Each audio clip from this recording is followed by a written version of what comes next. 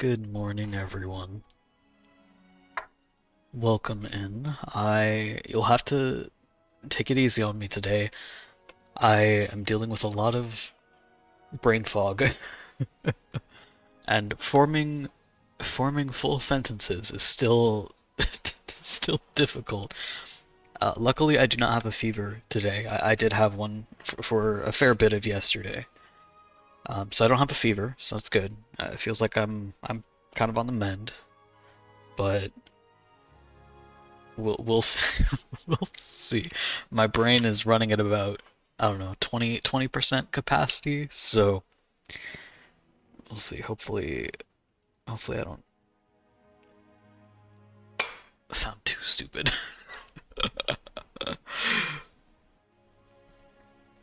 Sarah, Babel, Vante, welcome in. Rain again. Haven't been able to make it to a stream in a while. Looking forward to this one. I'm so glad you could make it. Thank you everyone for coming. I hope you guys have had a good weekend so far. Glad you're doing a tiny bit better. I am feeling better, yeah, thank you. Um, yeah, I don't know what it is. I had a sore throat, which has kind of gone away. My throat feels dry, but not quite as sore, if that makes sense. I've been drinking a lot of water, and then I was feeling very mostly lethargic, and my body it was aching quite a lot, and headaches as well. So I don't know what it is. Usually when it's like a head cold or a flu, I can tell, which one it is. But this one, I can't really tell what this is. I just don't feel very good. Hopefully it's kind of on the way out now. Fingers crossed. Oh, dang it! I thought I had refilled my water before I started. Hold on. You guys get to come with me to the kitchen because my headset is wireless while I fill up my water bottle.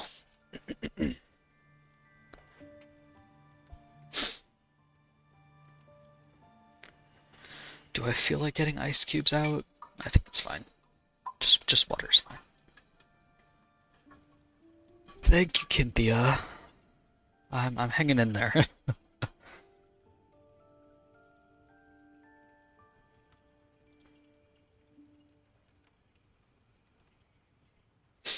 Okay, there we go. Full water bottle, back to my desk. Maybe you'll feel better after the stream. I hope so. I'm a little worried because I have to bake. How much is it? I believe it's 3 dozen cookies to take to. It's not my sister's wedding.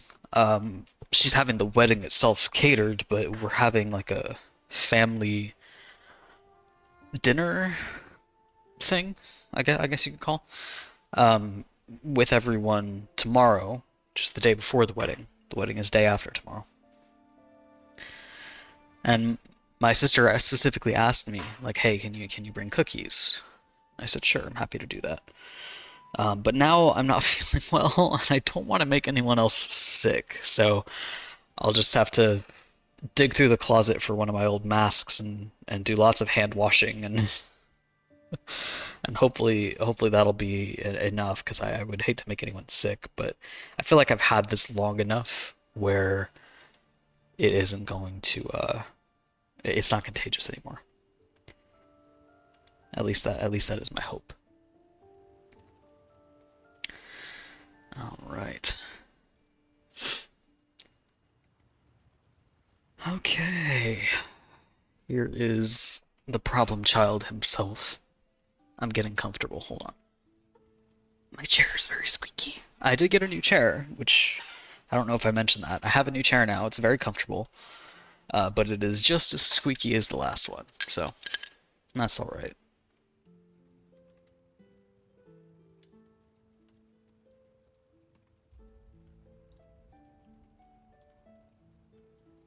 Just made some homemade pasta. Ooh, that sounds so good.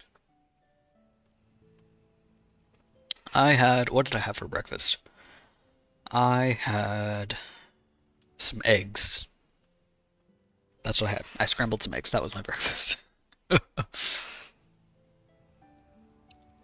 All right. So this piece, I am not sure if this is going to be the thumbnail for the next animatic or not. I know that YouTube is picky about having blood on thumbnails, so I don't think I want to. If this is going to be the thumbnail, it is not going to have blood on it. I'm not sure if it's going to be the thumbnail yet. It might not. But I'm going to do, because this is, oh my God, Dia, can you just form a coherent thought? Just, oh my God. Let me try again. Similar to the Hellfire animatic, the thumbnail of Hellfire is a shot from the animatic itself. And this is probably going to be similar, again, if I end up using it, which I might not. So either way, well, the current plan is either way, it is going to be in the animatic, which is still subject to change. It might not end up in it, but that's okay. That's just part of the process with the animatics. Point being, I'm going to do different versions of it. Because one version will probably have blood, because I think I included a fair bit, what I would define as a quote-unquote fair bit of blood in the Hellfire animatic. And YouTube didn't get mad at me, so I think that that's fine. I just want to avoid it for the thumbnail itself. And now, I didn't name any of my layers. So I have to try to find where I put different things. Okay, well, there's part of it.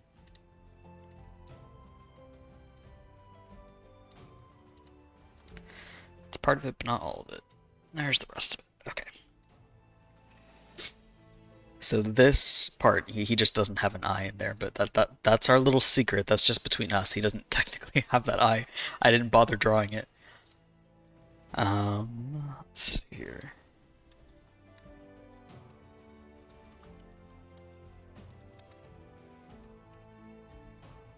The squeaky chair curse. It follows me no matter where I go. The chairs will squeak. This is a hand-me-down chair from my sister's office, so I got it for free, which was great. Alright, let's see.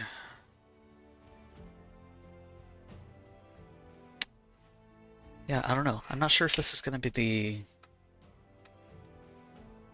thumbnail or not. I still have to kind of think on that. I'm back. Sorry, I was making lunch. No need to apologize. Welcome back, Rain. What did you make for lunch?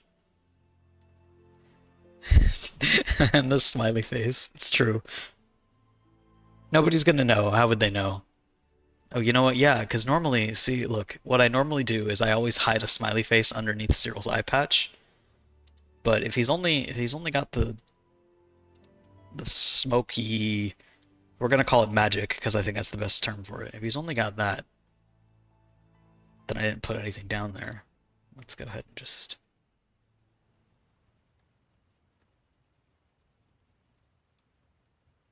There. Just between us, it's just a little secret.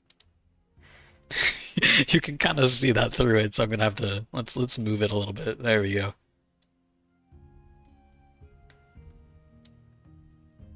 There, perfect. He's hidden now. No one needs to know. It's just between us. Scrambled eggs, good choice. Good choice. I draw two. Awesome. That's great. Yeah, I've been. Oh my God, my voice is failing me. I'm sorry. Hold on. Some water.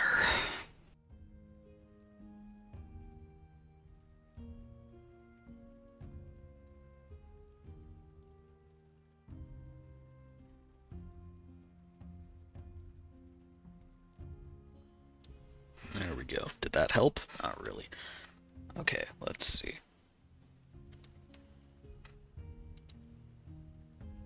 thing I still have to do is I did my layers differently from how I normally do them.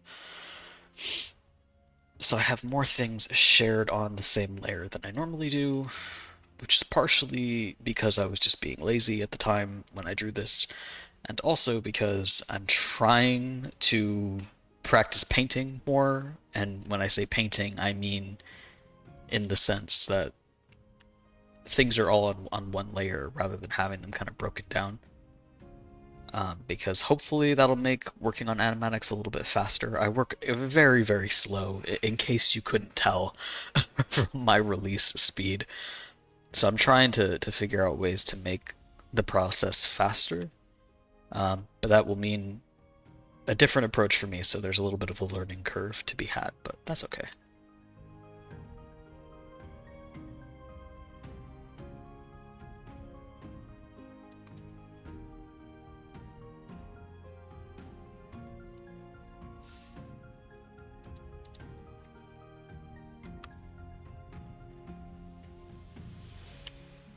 White is making it ominous looking. I love it. You work pretty fast to me. Uh, it depends on what I'm working on. See, I suffer from a very specific, debilitating. If I call it a disease, that's gonna sound really serious. It's not that. I'm just being silly. I want to clarify. I have this thing, for lack of a better word, where I need to finish something in the same session that I started. So like if I start a sketch, I must finish it in that session. Otherwise, it becomes really difficult for me to pick it back up again. So you can imagine when you have a really, really big oh my God, pro, pro, process, project. I wanted to say process, progress, and project, and my brain couldn't pick the one that I was gonna. Anyways, I told you I brain fogged today. Don't make fun of me. When I have a large scale project like an animatic, it becomes very difficult for me to work on that consistently because I have this thing, again, for lack of a better word, where I need to have a sort of checkpoint that I can always reach, and generally that checkpoint needs to be finishing something in the same session that I started, which is something that I have to combat when I am working on a big project like an animatic, because obviously an animatic is not done in a single session.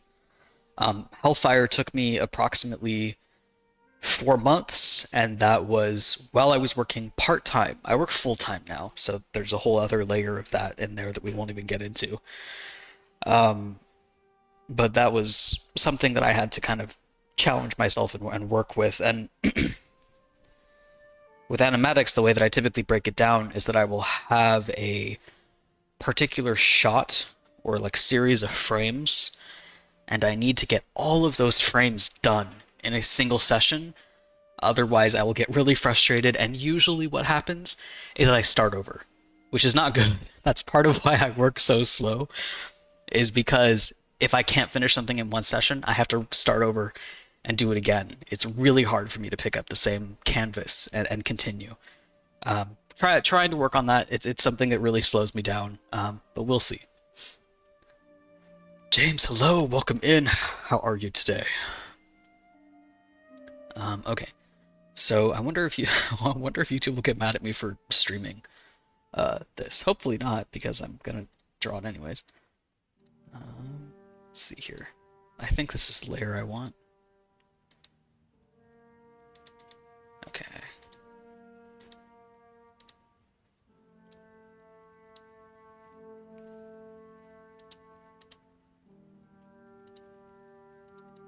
Do it this way.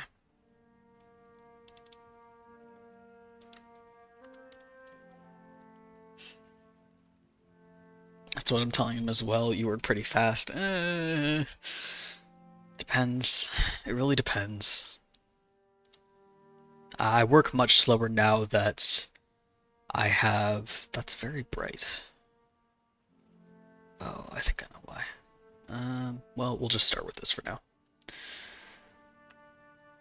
I definitely work slower now that I have a full-time job versus not having that level of commitment. Back when I was doing a lot of my creative work, kind of at the tail end of COVID, because I lost my job during COVID, like so many people did, and kind of unexpectedly had a bunch of free time again. And it took me quite a long time kind of coming through COVID to find another job. I did little gigs and so on and so forth, but to find an actual job took quite a while. And when I did finally get that job, it was part-time. So I kind of went from having a ton of free time to having, slightly less free time, but still quite a lot um, compared to working full time the way I was before COVID. And at the same time, during COVID, both my sister and I were living out of state, and both of us lost our jobs, and we both lost our houses as well. So we had to move home. So we all kind of moved back. We're all back in the same state again. And so I kind of had this period of time where I had, one, tons of free time. Two, because again, my sister and I were very fortunate that our parents could, bring us in and kind of help us get back on our feet after losing our jobs and so on and so forth. My parents were, and still are, retired at the time. They own their own home. They're both retired, etc. So they weren't really impacted financially by COVID in terms of their income at all. So my sister and I were both very fortunate in that way, and that we could come home and kind of get back on our feet. And we've both, back on our feet now. We're both, living in our own places and working full time again and so on. But during that time, both my sister and I kind of suddenly had all of this free time. So like she got really into um, what are they called? Succulents. She got really big into like succulents and gardening, and I suddenly had all this free time for art. So that's kind of when I started the Hellfire project, which obviously took longer than the COVID period to do, but that's kind of where it started. So I went from having all this free time to now basically not having any, which kind of sucks, but I'm glad that I had the chance because working on first Hellfire, but then Hellfire leading to writing the book, I only had the courage to do those things because of that free time that I was given, and now I really enjoy doing both of those things. So it was a kerfuffle, as we say. Very fun. I started writing a book partially because of you. That's wonderful. Congratulations. I'm wishing you the best of luck writing your book. What's your book about? So proud of you. That's crazy. Yeah, thank you. It was definitely a rough time. COVID, I'm sure COVID, was rough for everyone, but yeah, so I went from having just crazy amounts of free time where I got to be really, really creative, which was fun, don't get me wrong. But I was able to do that because I was back living with my parents again. Um, it was kind of funny. My sister and I, like I said, we both had to move back home, and we both moved back home into our childhood house. Like that's the house that my sister and I were pretty much raised in. I think we moved to that house when I think my sister was 6 and I was 4 years old. So the majority of our childhood was spent in that house, at least the childhood that we can really remember vividly. So we moved back, and then she goes back to her old childhood room, and I go back into my old childhood room, which at that time had already been converted because my sister and I had been out of the house for years. At that time, had already been converted into my dad's office. So I just kind of like put an air mattress in his office and was just kind of crashing there for a while. So it was really funny to kind of have us all, shoved back into this itty bitty house where we haven't been there since children. But yeah, my sister and I were very fortunate that that was something that we could do. And we kind of, had the support of our parents to, slowly get back on our feet and so on and so forth.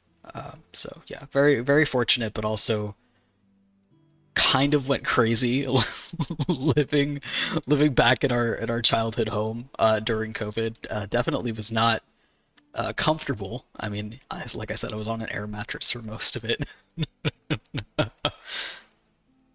The pros and cons of COVID, yeah, pretty much. I mean, I'm still living in the same state with my parents, um, and I had to move back here, which again is my childhood kind of stomping grounds. I had to move back here after living up in, not in Seattle, but near Seattle, like about 2 hours outside of Seattle. And I really, really enjoyed the Pacific Northwest. I really, really enjoyed living there. But when I was living up there before COVID, it was a lot cheaper. And now that I am kind of back on my feet and kind of back in this area, it's pretty much too expensive to move back there, which is unfortunate. Maybe it worked out for the better, because I probably would have had to, kind of move back home. But oh well, it is what it is.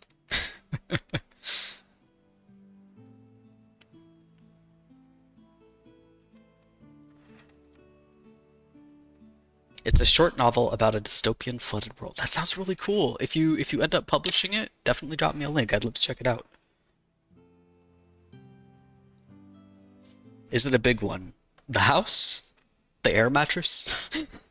My childhood room? My childhood room was tiny. Well, it still is tiny. The room still exists. But yeah, my sister had the larger room and she had um her okay, so the way the house is kind of laid out here, you know what? I'll just an informational diagram. Why not?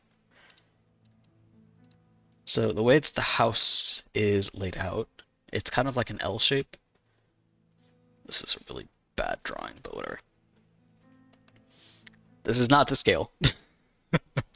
So the house is kind of like an L shape. There's like the driveway out here. There's like the front door. There's like a little porch, front door, so on and so forth. This is definitely not to scale. I've already screwed this up, but that's all right. Living area over here, dining area, blah, blah, blah, kitchen, yada, yada, yada. Bedrooms are all kind of on this side of the house.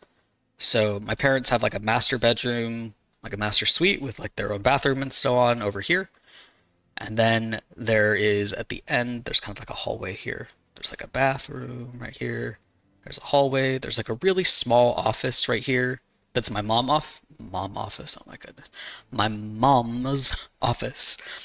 And then there's like a hallway that goes this way, kind of across. And then this back room here, this is my sister's bedroom.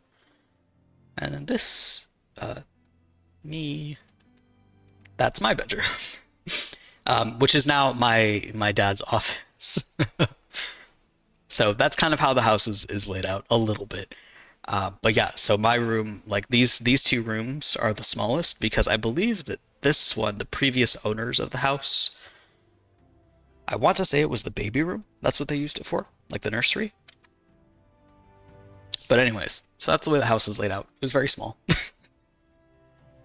Very small and not a house that is meant to house four fully grown adults. It's meant for like a young couple and their children. All right, and now I have changed the color of my brush, so I have to find my red again. Hopefully this is good. Yeah, it looks fine. Okay, let's see here.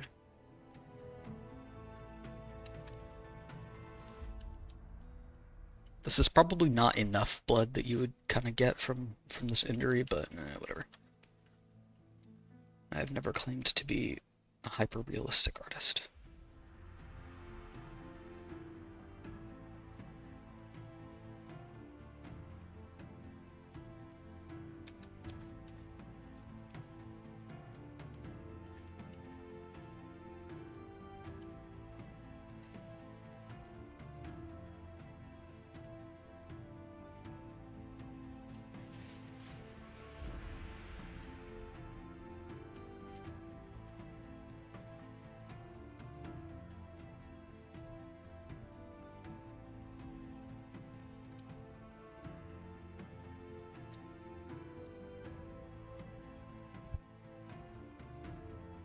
Seems like a sweet house. It's a very cute house. I believe it was built in 1960, I want to say. There is the actually the previous, well, okay, the children of the previous owners, who I believe did inherit the house before they sold it. Point being, we had this couple kind of just come up to the house randomly and just knock on the door.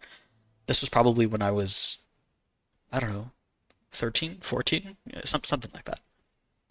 And just this couple that were about my parents' age at the time just knocked on the door and said, "Hi, our parents built this house. We'd love to come in and just see what you've done with the place." And so my parents said, "Yes, of course, come on in." And so they were kind of like giving them a tour of everything that they had done. My dad is very much a handyman, so he's done a lot of like remodeling and stuff kind of over the years. When we moved into the house, because I can remember this vividly, when we moved into the house, it had in the kitchen, um, like all of the cabinets were like this like mustard yellow color, and the counter was, I forget what the material is called. It was not granite, is what I'm trying to say. It was, I forget what it's called. I want to say it's called Formica, but I don't know if that's correct. But it was also like a really like pale mustard yellow color. And then on the inside of the cabinets, this is the part that I really remember. On the inside of the cabinets, there was basically wallpaper, and it was like wallpaper of lemons. And it was peeling off, and it was kind of falling apart, and all of this. I was like, that's kind of lame. So, anyways, the kitchen has all been entirely redone. Um, that's what I remember kind of about the kitchen. But I want to say that the house was um, 1960. I want to say is when it was built, because the concrete foundation, kind of in the corner of the lot, they've like carved like 1960 into it, I want to say. And then I believe the pool that is in the backyard of my parents' house came a little bit later. And the pool, I want to say, has like a date carved into that concrete that's about, I want to say it's like 1962. So there's a couple year difference in there.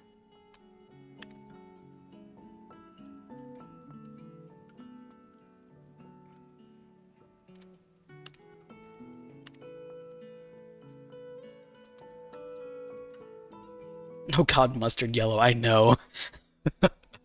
It was a very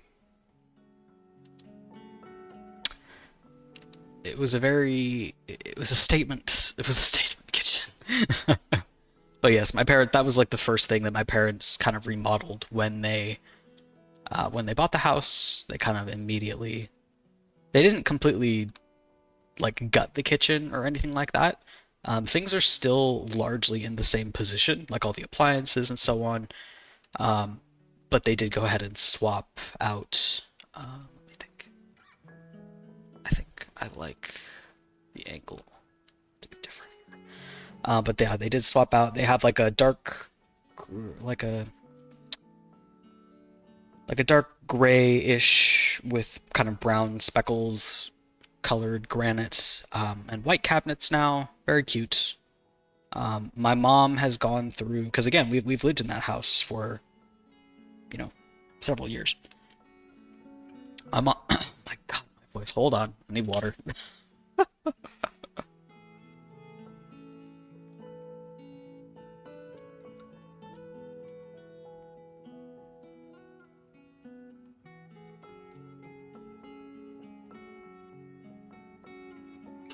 All right. My mom has gone through several design phases, for lack of a better word. Let's see here. I'm gonna do this one. So when we moved in, she, this is when my sister and I were very, very young at this time.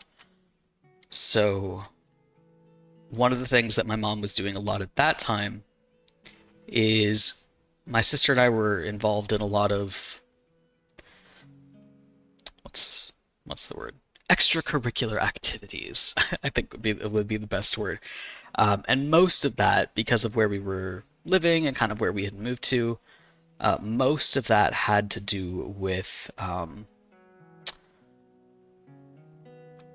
what is it called?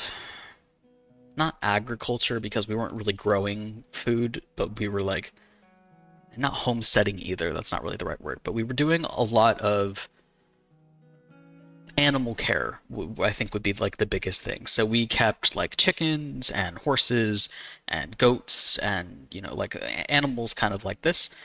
I think we had ducks for a little while as well. So not really quite homesteading, but a lot of the things that my mom would have us do were, those kind of like educational things that you do with little kids, right? Introducing them to animals, like how to take care of them and so on. So that was, like a big part of my sister and I's lives at the time. So that's kind of part of why they moved into that house, because it had a bunch of property kind of out behind it. It had a barn on it, so on and so forth. And so because of that, my mom kind of went through this design phase of like really wanting the house to look like this kind of like country farmhouse, which was very, very cute. Um, it has since changed. She's now changed her design taste away from that. But it was very cute. That's kind of how she decorated the house, kind of when we moved in at the time. And there is also a very, very resilient tangerine tree in the backyard. So I get just bags and bags of tangerines for Christmas. Okay,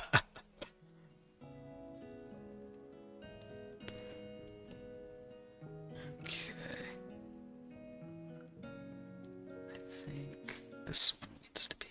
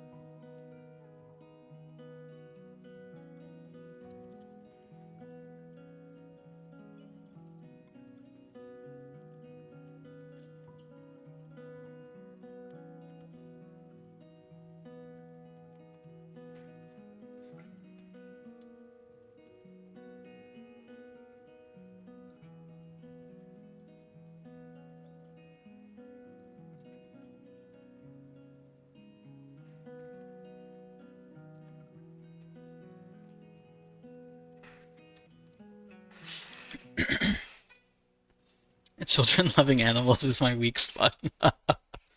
My sister and I, we spent most of the time, I want to say, like in like the grand scheme of like childhood, we spent most of it caring for chickens. That was kind of the big thing that we were supposed to do, and we like did all this sort of. There were, oh my God, Dia, just trying to string my thoughts together. There were clubs. I'm not sure if that's quite the right word, but there were basically groups for young couples, which my parents were at the time. Groups for young couples to bring their kids to and have their kids participate in things related to learning about how to care for animals and so on and so forth as a way of doing it, for educational purposes. And so my sister and I mostly did stuff with like chickens and like caring for eggs and like learning how to like check if an egg is fertilized with like a flashlight or a candle or whatever. Doing all that kind of stuff. And then as we kind of got older, we did a little bit more with things like what's it called? Like the equestrian center. So we did caring for horses in terms of like I kind of briefly learned, because this is back when I was considering doing that as a career, which I didn't end up doing. But I was working kind of like as an unofficial apprentice underneath a farrier, so like trimming horse hooves and making shoes and that kind of stuff. And I didn't end up going into that, but I kind of spent a lot of time with those people as we were, kind of, again, one of like the various educational things that the kids could do. Spent a lot of time. I really enjoyed the time that we spent with horses. We had a lot of senior horses come through. We kind of had like an unofficial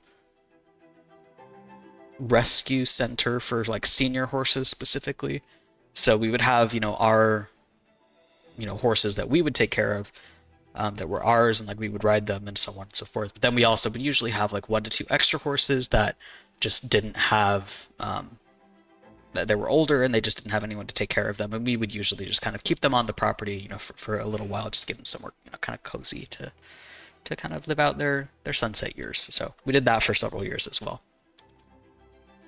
Reminds me of my childhood home, having a stubborn pomegranate tree in the backyard. I look forward to those pomegranates every year. Yeah, exactly like that. I was I was fully expecting the tangerine tree not to survive, because my mom is like notoriously not very good at managing um, plants. They tend to die. Um, but yeah, no, it's still kicking, still going strong.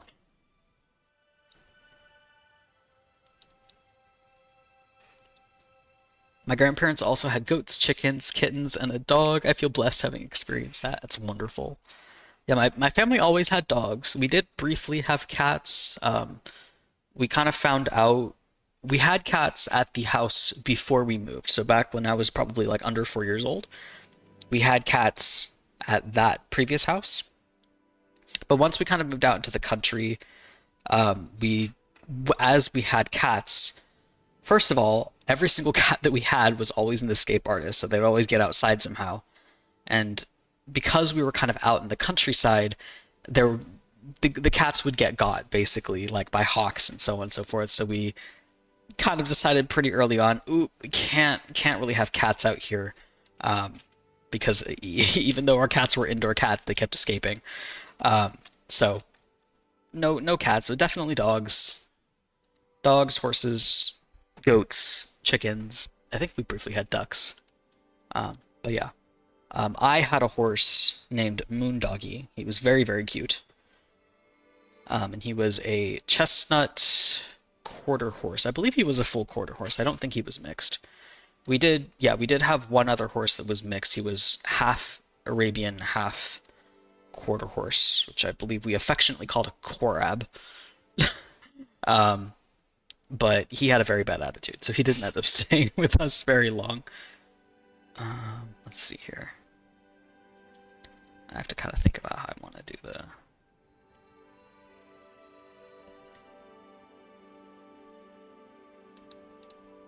because there should be some splattering here as well.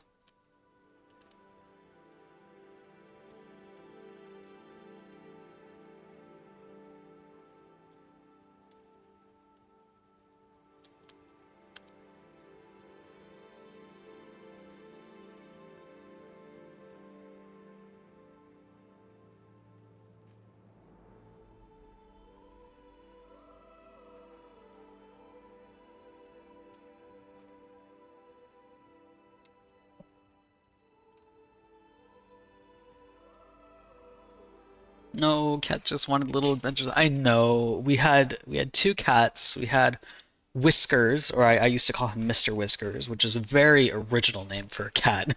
That's how you know that my sister and I named that cat, is because we named him Whiskers. Um, we had Whiskers, and then we had Melody. Melody was the other. That's the other horse, the other cat. Um, they were both very, very cute little kitties. My parents also had this thing. Does your family do this where there's like a particular word that you usually use to refer to like a particular animal? Um, like you might call a dog, like a dog might have a name, but you might always call every single dog that you talk to Buddy or something like that, right? Well, my parents would always call every single cat Kitten. They would say like, "Come here, kitten." Like that would be like what they used. So all of our cats would just assume that their name was Kitten, and they wouldn't answer to their names, but they would answer to the word kitten because of the way that my parents used it, which used to really bother me as a kid. I'm like, no, I went to all the trouble picking this perfect name, and then you just make them think that their name is Kitten. But whatever.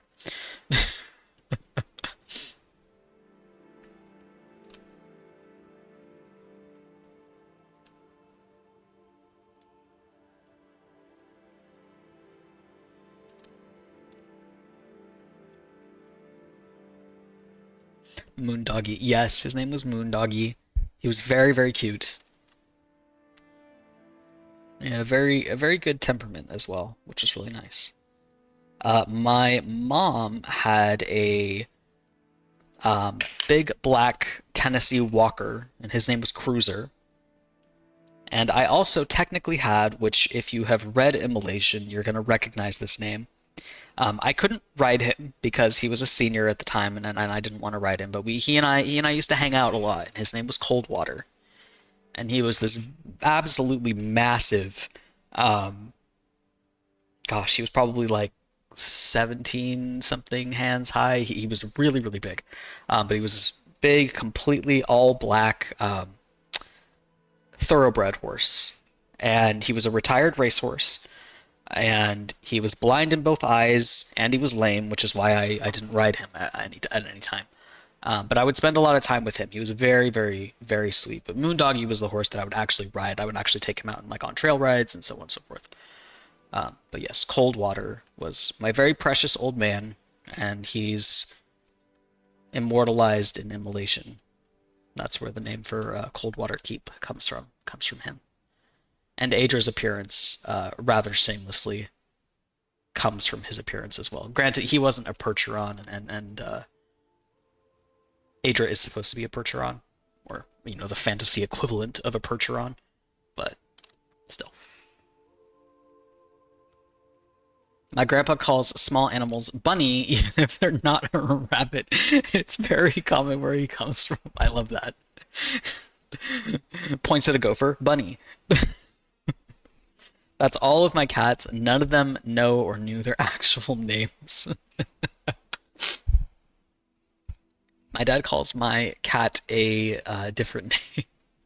Yeah, Coldwater. My precious old man. I loved him very much. He was with us for, I want to say, like 2.5, probably pushing close to like 3 years.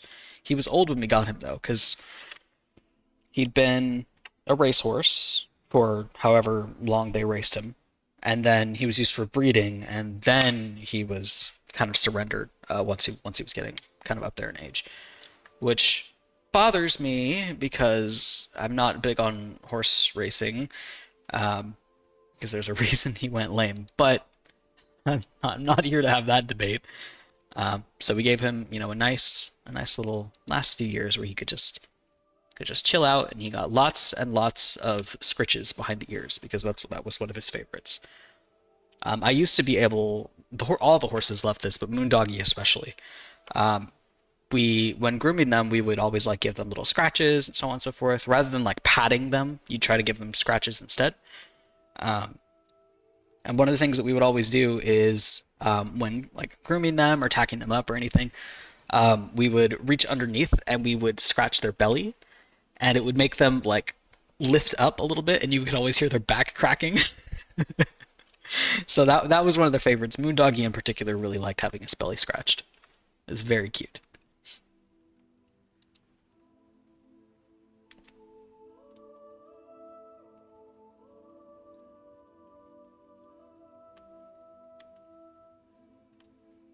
I'm trying to figure out how bloody I want to make this.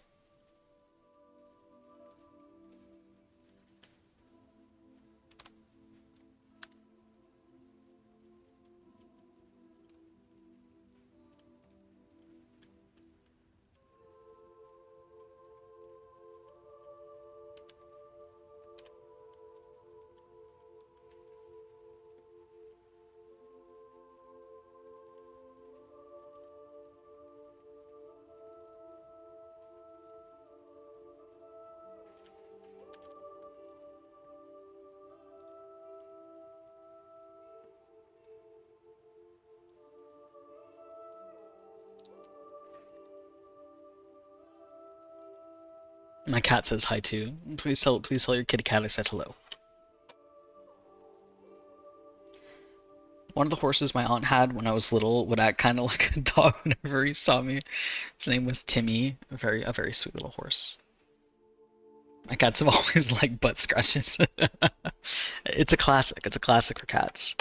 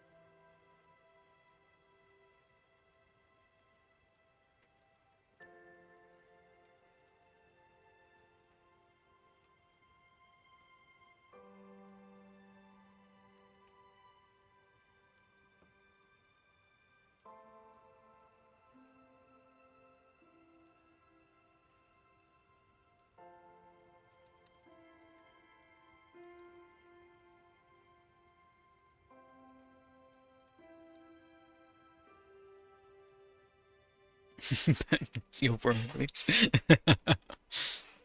I mean, again, my sister and I named our childhood cat Whiskers, so, you know, very original.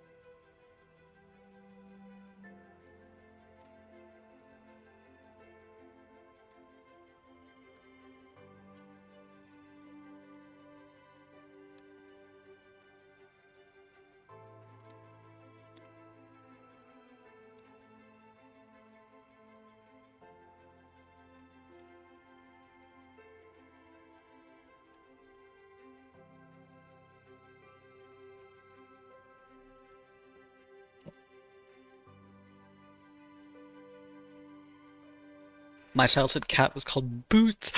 Boots! It's such a cute name. I love that name. Tuxedo cat, white, halfway up his. Oh my goodness, adorable. My uncle always has like the cutest names for some of his pets. Um, I cannot remember the breed of dog she was, but hold on. I'm gonna try to. I could Google it, but that would be too easy. So here, let's put our collective heads together. You guys can help me out. So drawing her from memory, which is gonna be interesting. So we've got a little pooch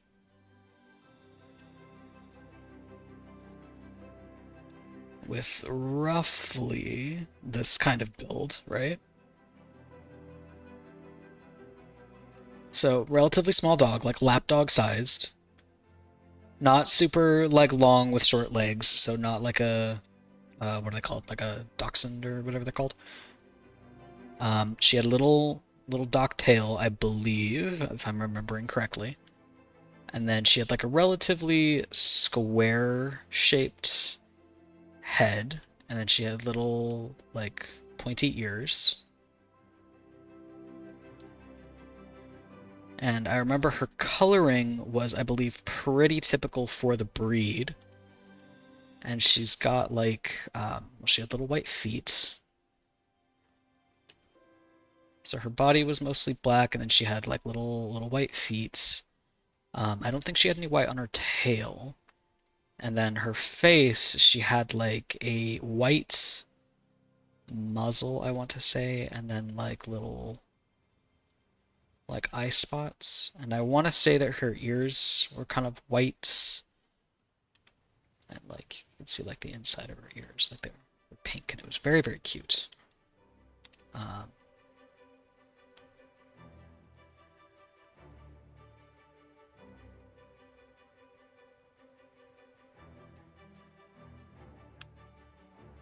don't know. Does this look familiar? I think I'm missing a little bit of. Oops. She also had like some white kind of on her chest, and I want to say like most of her belly was kind of white. Does anyone recognize this? Anyone recognize this dog? Someone help me. Boo, hello, welcome in. It's me from your Hellfire videos. I joined so late. My bad, I ignored notice. No worries at all. I'm so glad you could make it. Welcome in. My first cat's name was Oreo. You couldn't possibly guess what colors he was. But it was she was a relatively small dog, and I want to say the shape of her face. She wasn't a pug, but like the shape of her face was kind of like kind of like that, right? So like a relatively short kind of boxy kind of face, and I don't remember the breed. And yes, I could Google it, but that wouldn't be as fun. And the most important part is that she had a collar, and her collar was made out of little pearls. Because her name was Mrs. Pearls. That was my uncle's dog. She was so cute. She was this adorable little thing, and her name was Mrs. Pearls. I don't remember what kind of dog she was, but that would have been his dog back when I was probably, I don't know, 15 or 16, give or take. She was super cute, super friendly, Mrs. Pearls. I don't think he has a dog anymore. I want to say that he has either one or two cats. But I cannot remember for the life of me what his cats' names are, because the cats are indoor, right? So they don't come with him. Like when he goes to like family gatherings, he doesn't bring his cats with him. So I don't get to see them as much as I used to see his dogs when we would meet up for family events and so on. It wasn't a mix. I don't think. Well, she might have been a mix, because my uncle typically, kind of what our family does in general, is we try to adopt dogs rather than shop for dogs. So he might have gotten her from a shelter, and she might have been a mix. It's gonna bother me. I don't want to Google it, but it's gonna bother me so much. She was so cute.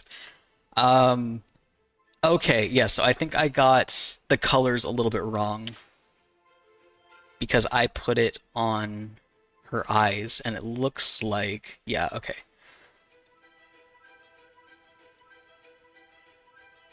A Boston Terrier. Okay.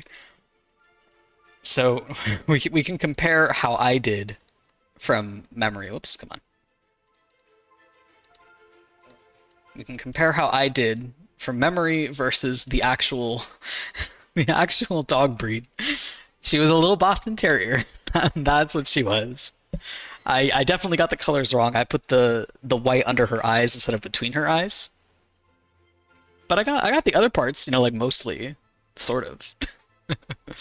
But okay, real quick, I will be right back. I'm just gonna run to the restroom. So don't do anything I wouldn't do. Be good while I'm gone. I'll be right back.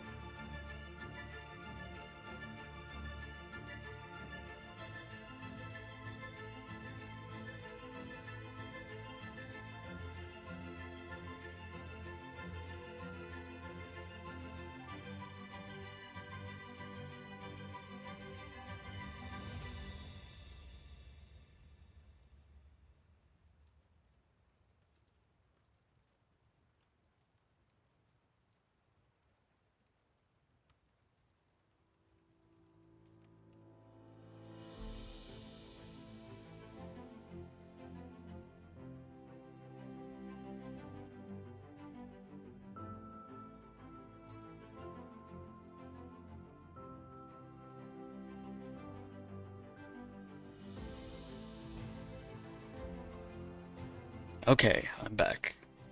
Just make the ears a little longer. Yeah, if I made the ears a little longer and I corrected the coloring on her face, then I think I'd kind of be there. From memory, considering that that was a dog he had when I was a kid, I'd say that's pretty good. I'm satisfied with that. Pat the image for me. I wonder. I don't think I can do it from memory, but here we'll give it a little. The worst hand I've ever drawn. Little hand. We'll give both little pups a little pat. See we'll do like we give we give both of them little pets. There we go. Okay, let me get rid of this. All right. Should I should I pour myself another iced coffee? I don't know how much I have left. Then again, I probably should go to the grocery store. Screw it. I'm gonna get a little more coffee. You guys get to come with me because my headset's wireless. Over to the kitchen again. This time not for water. This time for coffee. All right. Let's see.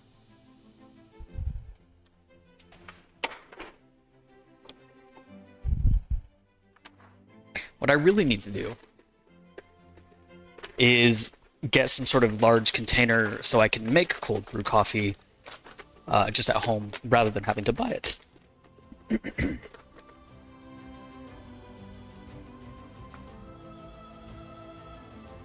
I think the best names I've ever given my cats are Toffee, Prince, Dinosaur, Cheshire, and Gray. Adorable. 10 out of 10 name selection.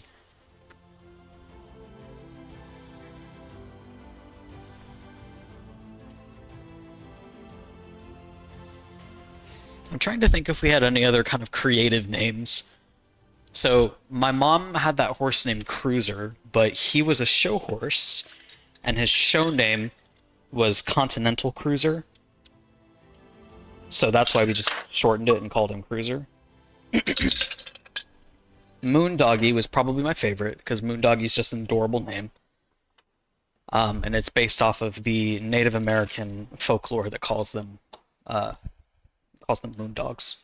It's adorable.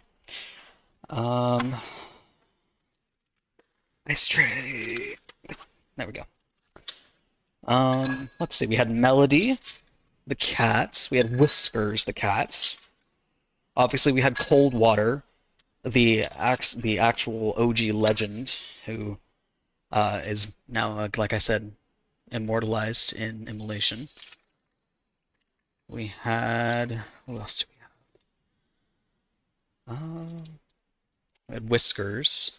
We had Sammy. Sammy was one of our dogs. My music stopped. Hold on, let me go back over. I'm all the way in the kitchen and my music stops. Come on now. All right, let's see.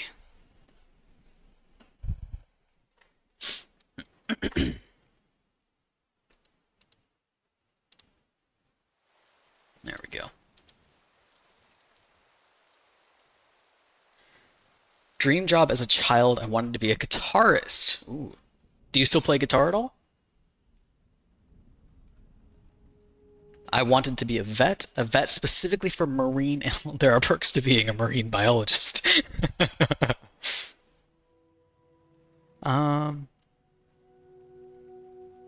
just got the notification that you're live a bit late, YouTube. YouTube is running very late on a lot of these things. I was just talking, I think either last stream or the stream before, I was talking about the little crowns that pop up on chatter names. And I was like, I wonder what that is. I've never seen anything like that. And then right after that stream, YouTube sends me an email. It's like, hey, by the way, here's this new feature. It's like a chat thing. I'm like, great. You could have told me that before I went live with that feature and didn't know what it was. Oh, YouTube. Childhood dream job? Oh gosh, I don't even know. Um,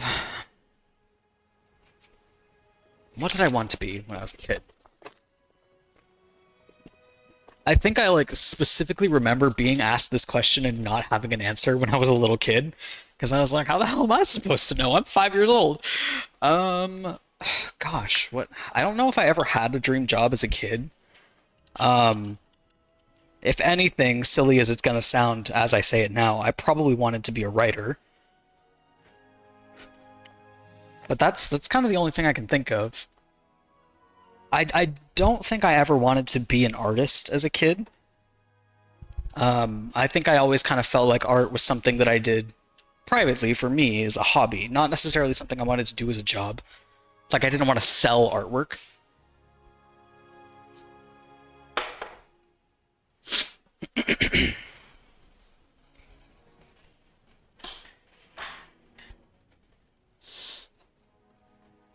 I do, and I'm a drummer now as well in a small band called Gearship. Dude, that's awesome. A lot of people in my family are musicians. I can play, quote, you can't see me. I'm making little air quotes with my fingers. I can play the piano, but that's the only instrument I ever learned. My uncle can play the drums. My uncle can also play, I believe, the bass. My aunt can play the drums, guitar, and bass. My grandpa can play any instrument as long as you sit him down in front of it for more than 20 minutes. He'll learn how to play it. That's just the kind of guy he is. But yeah, my sister and I can both technically play the piano. I haven't regularly done that, but like if you sat me down in front of a piano, I could probably, bang something out. I did not become a vet. I also had no answer.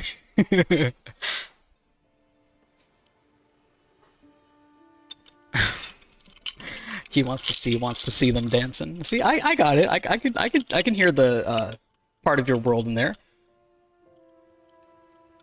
99% of the girls in my class wanted to be a hairdresser, and the boys either soldier, policeman, or fireman. Really? Interesting. Those aren't what I expected. I'm trying to think, what did kids in my class when I was little, what did kids want to be? I remember a lot of the girls did want to be hairdressers. Hairdressers and makeup artists is something that a lot of the girls wanted to be. The boys, we didn't have so many boys wanting to be soldiers or policemen. I think most boys wanted to be musicians in some way. YouTube after your stream. Shit, we forgot to tell Dia about the new feature. That's literally how it goes. Like after, like a couple hours after stream, emails. Oh my God, Dia, please form a sentence. A couple of hours after stream, YouTube will like suddenly send me an email, be like, "Hey, here's this, here's this thing." It just sent me the email actually. My channel now qualifies for the YouTube Partner Program, so I can apply to become a YouTube partner. I'm not sure if I'm gonna do that right now or if I'm gonna wait, but that's exciting. Something hopefully to come soon. Oh, the same thing. It was the same thing with the community. That's what the other thing was. I was like, what the hell is this like community tab thing that it's trying to give me? And then like after that, it finally sent me an email being like, oh hey, here's this feature you qualify for. I'm like, great, thanks. Thanks to your family history. My sister and I did take piano lessons. It was one of those things where like I wanted to do karate and my sister wanted to do piano lessons. And my mom was like, I'm not driving you two kids two separate places. You're both going to do one thing. And she decided she wanted piano lessons because my mom also played the piano, so she was a little bit biased. um, but yeah, so we both took piano lessons for um, probably about 5.5 years, give or take. Um, and we only stopped taking lessons because the piano teacher we were working with ended up retiring, and my mom just didn't find someone else that she liked enough, or it was too expensive at the time, or whatever. So yeah. The kids in my classes wanted to go to jail to seem cool. How do you all find normal people? Oh my God. What's wrong with the kids in your class? How many of them have been to jail now is the real question. Bro wanted to be the next Karate Kid. Listen, I just wanted to have my Mr. Miyagi moment. What can I say? My mom was like, no, you're gonna end up like... My mom was one of those people that was like, oh, video games make kids violent. We can't do that. She's like, no, you're gonna get into fights. And I'm like, I'm the nerd that is like drawing really bad anime characters in the corner like when I was 14, right? Like everyone's awkward and just wants to be left alone when they're like 14. I'm like, I'm not gonna be getting into fights, but whatever. Piano it was, and I enjoyed it. I enjoy it now more looking back on it as an adult, but I wish I'd taken it a little bit more seriously. I am considering getting a like a keyboard here at my new place so that I could practice and I could just plug in headphones rather than having it play out loud. I don't know. We'll see. As if I have the time to do that on top of everything else, but I can dream.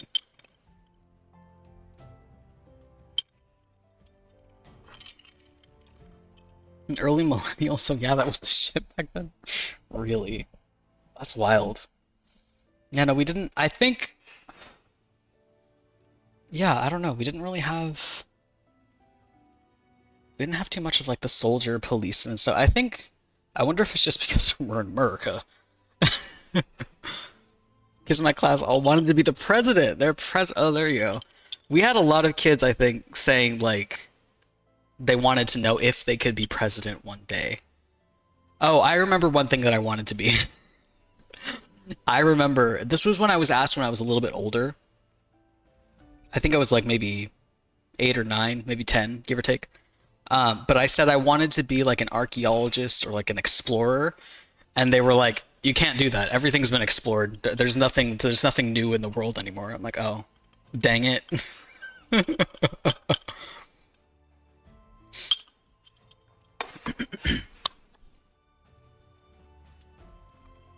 Video games make people introverts, but learn how to make friends online and struggle to go outdoor and touch grass. I feel myself called out.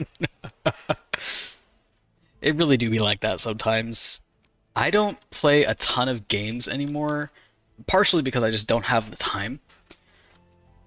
But yeah, my parents were like super like anti, well not anti, but like they did not approve of like video games or TV. Like they really didn't want their kids like having a lot of screen time.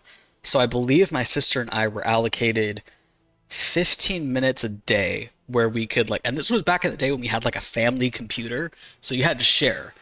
And I think we were allocated like 15 minutes a day on weekdays, and that was specifically leisure time. So if you needed the computer to do something for school, that was different. But if you wanted to just, you know, dick around on the, on the computer, you had 15 minutes. And then we had 45 minutes on the weekends per day. And I think I want to say that one of like every now and then I would trade my mom like a couple of bucks or like 25 cents for my allowance that I was getting, and I would say I want to swap my 45 minutes on Sunday. I want to move that to Saturday so I can have double the time on Saturday. And I would do that so I could play Age of Empires 2 because those games went really, really long. It's all Barbie's fault. If I had the option, 7/10 of the world meant to be explored. Don't even get me started on how little we know about the ocean.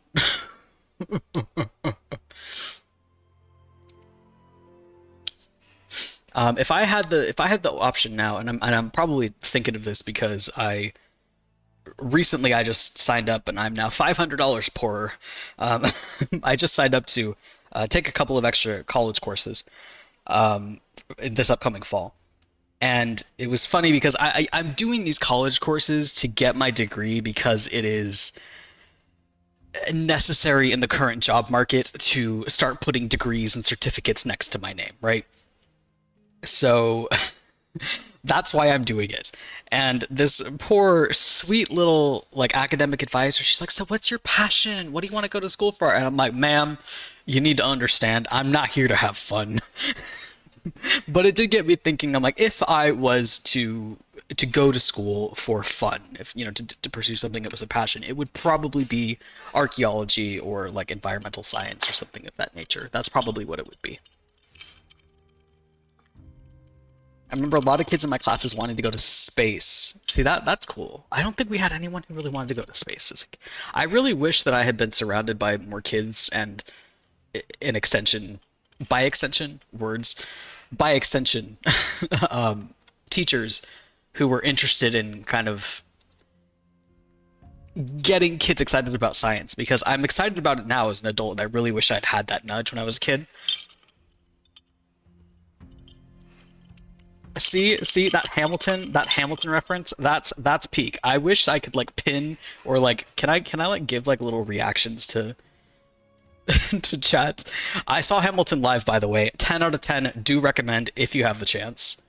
Can I pin that? I can pin it. Hell yeah, that's beautiful.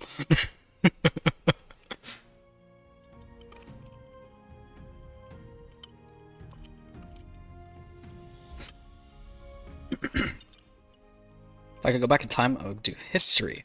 I love history. The reason that I didn't end up going back when I was, this is before COVID, when I was attending college before COVID and I was in person on campus talking to professors, yada, yada, yada, I was talking to one of my professors at the time.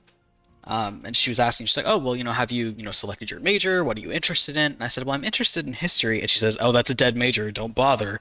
I'm like, "Great." Fantastic. Wonderful. And I get it because especially when you're in the US with how astronomically expensive it is to go to college, it's just unless you have a lot of money or someone who or you know someone who has a lot of money, you need to be getting a degree that is going to help you in some way. Um, but yeah, if I had the option, I would love to do history, except for the fact that I don't like writing a lot of papers, which probably sounds hilarious coming from a writer, but there's a big difference between academic writing and creative writing. And I hate writing papers. I just hate it so much. Need to watch Hamilton live, but I'm in the UK. No, the worst. Oh God. Yeah, I got to see it in San Francisco, and it was fantastic, first of all, but also, coffee break, hold on. It was fantastic, but also the conductor for the orchestra, because you can see down into the orchestra pit. The conductor for the orchestra was both playing the piano, or the keyboard, I guess in this case, was both playing the keyboard and turning her own pages while she played and conducting the orchestra all at the same time. And I was like, oh my God. It's like, that's actually insane.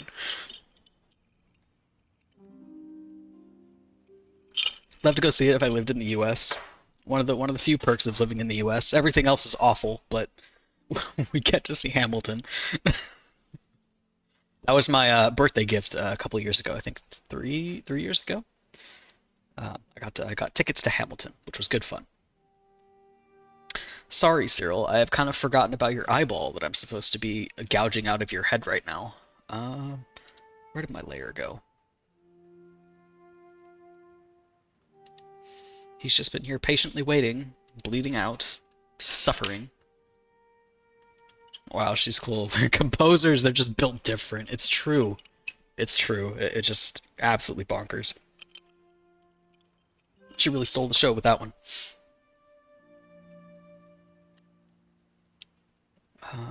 Okay. I could do the old reliable and give Cyril a bloody nose here because I love giving him a bloody nose, but I think I'm going to stick to the eye because I think it's going to be more impactful. But I mean, if you rip your eyeball out, it's gonna bleed more than that. So we'll just keep layering in more until it feels right.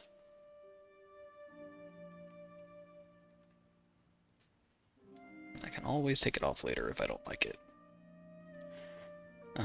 Because if I use this frame in the actual shot, that is not a proper sentence. My brain fog is getting to me again. Okay, hold on. If I use this shot in the current animatic that I'm working on, which I don't know if I will, it's likely, but I'm not entirely sure. Such is the nature of animatics. Basically, this part, so his necklace, and all of this gobbledygook would all be animated, and I would probably do at least a couple of frames of like his body here. I would probably add a breathing animation. If I'm picturing the shot correctly in my head, I would probably be adding a breathing animation. And I'm wondering if I would animate the blood as well, kind of like streaming from his eye. So he didn't need that eye anyway. It's fine. It's fine. It's fine. He's fine. It builds character. He deserves it. It's fine. He's my son. I can torment him however I want. Goddamn, zoom in anymore and I'll kiss my screen. Cyril is beautiful. Thank you. I'm so happy you love my horrible son. Breathe like a good boy. Cyril has been judging us for having fun. Yeah, he's been listening to our conversation and he's like,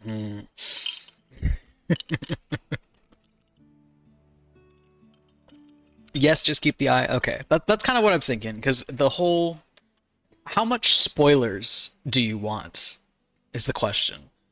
Because this is for the next animatic, and Vante, I believe you asked me this, and I haven't answered you yet, because I haven't responded to your DM. You asked if I have selected a song for the next animatic. And yes, I have selected a song for the next animatic.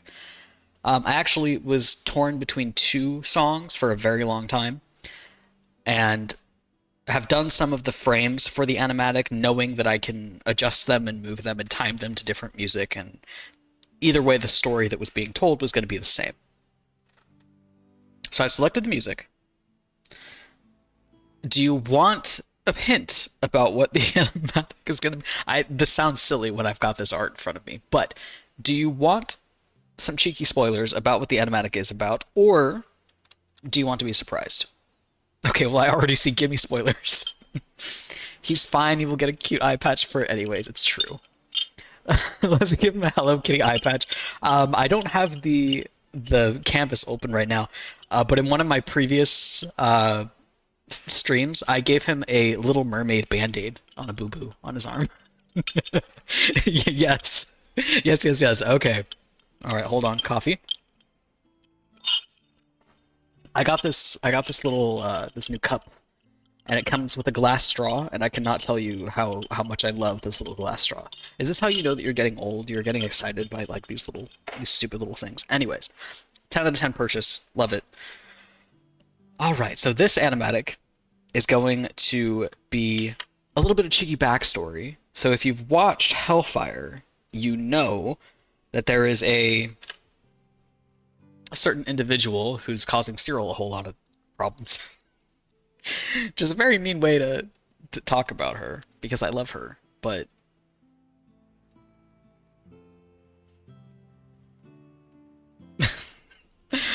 here she has a veil. This is this is Bronte.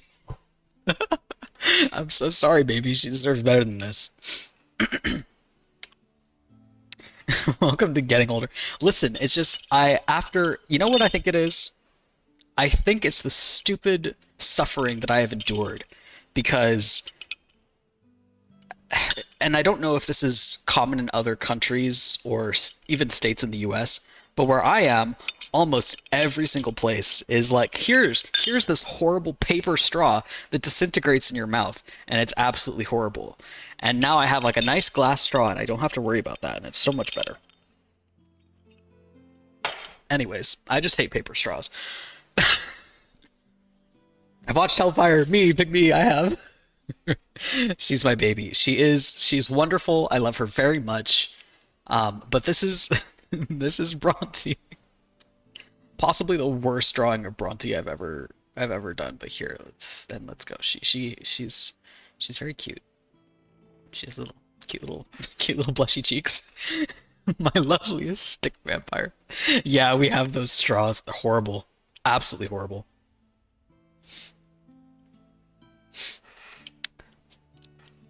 But yes, so this animatic, the upcoming one that I'm currently working on, is about their history, shall we say. So the fun part, and by fun part I mean it's absolutely causing me a nightmare. The fun part is that Hellfire, the animatic, came about before I had written the manuscript of the book.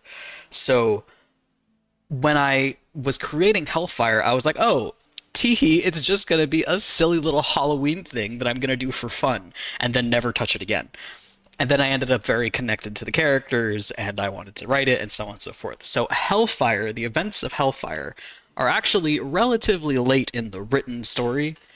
So I am trying to balance things so that people who both read the book and who are only watching the animatics can both enjoy whatever the next animatic is going to be. So in this case, the upcoming animatic is going to be about their childhood, mostly, if you want to. I mean, I say childhood. Cyril's like, look at him. He's like a whole ass grown man, but he's still young. He's about 28. That's young. That's still young. Dia, I have a question for you. Will Bronte be happy if she never meets Cyril? No, she'd be very sad. She adores Cyril. Make her kiss Cyril. I'm joking. Are you though? um, but so this animatic is going to be about, I say again, childhood, but he's a grown person. However, as you can deduce, this is going to be about how he lost his eye and basically what his history with Bronte is, because when you have watched Hellfire, you only see bits and pieces of their relationship. You see basically, and I don't like saying like, oh, it's a big spoiler for the book, because it is, but also everybody knows it because more people have seen Hellfire than have read the book. So yeah, unfortunately, I spoiled my own story by nature of how these things played out. Can I?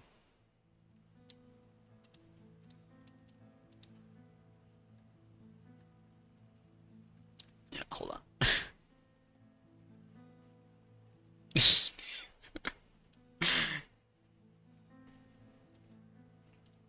She's giving him a little kiss. The worst drawings I've ever drawn of Bronte. So it'll be about a little bit of their history and their relationship, because Hellfire is actually showing the moment where Bronte more or less betrays Cyril's trust and completely fails him. So I want to show some of their relationship Little smooch. You never know how badly things can snowball out of control, pretty much. I got you. I got you, bro. So this is going to be kind of showing how their relationship started when they were both much younger. Obviously, when Bronte is much younger, because there's a big gap in their age between the two of them. She's like, she's floating. She do be floating. Here, I feel like it's not fair to here. I feel like it's not fair to. Oh gosh, come on. Just leave her a little stick figure. We've gotta make her decent.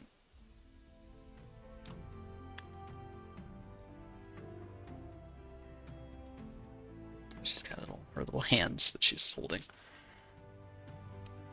So yes, the upcoming animatic is going to be about their kind of childhood and the stages that their relationship went through. Because Cyril, in case you haven't noticed, maybe not the most mentally stable guy around.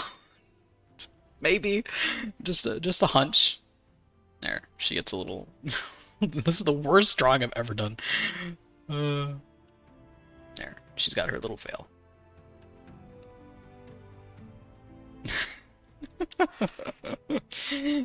She's got the power of a flying kizzy. The best part is that Bronte technically can sort of kind of not really fly, so. But you didn't hear that from me, that's a spoiler.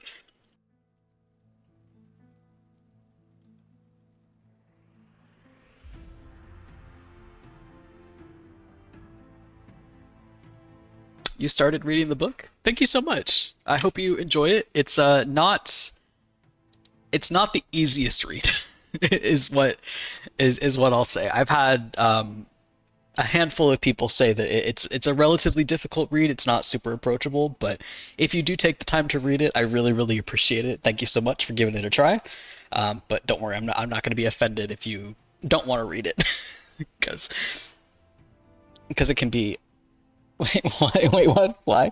She can't full. You know what? I'm just gonna leave it. I'm just gonna leave it. You're gonna have to read to find out.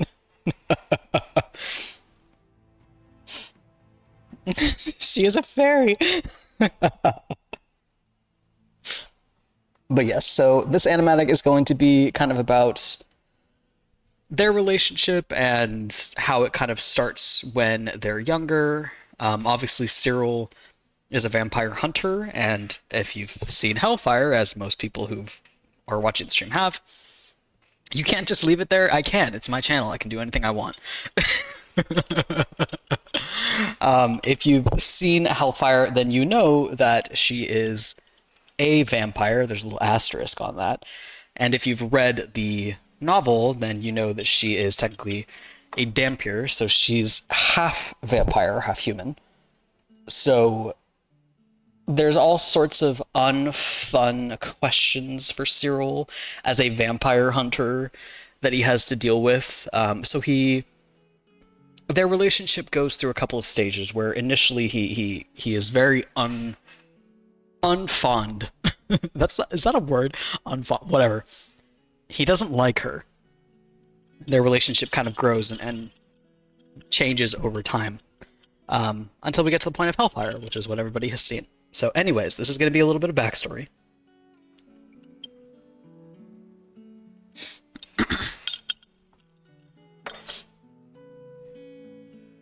That's how he's warming up the interest to his writing, by teasing. Listen, I gotta coax you guys into reading the manuscript somehow. I spent a lot of time and money on that book, so you better read it. I did pre-order it a long time ago. Thank you so much. I really appreciate it. I appreciate the support. Poor Bronte, I need to...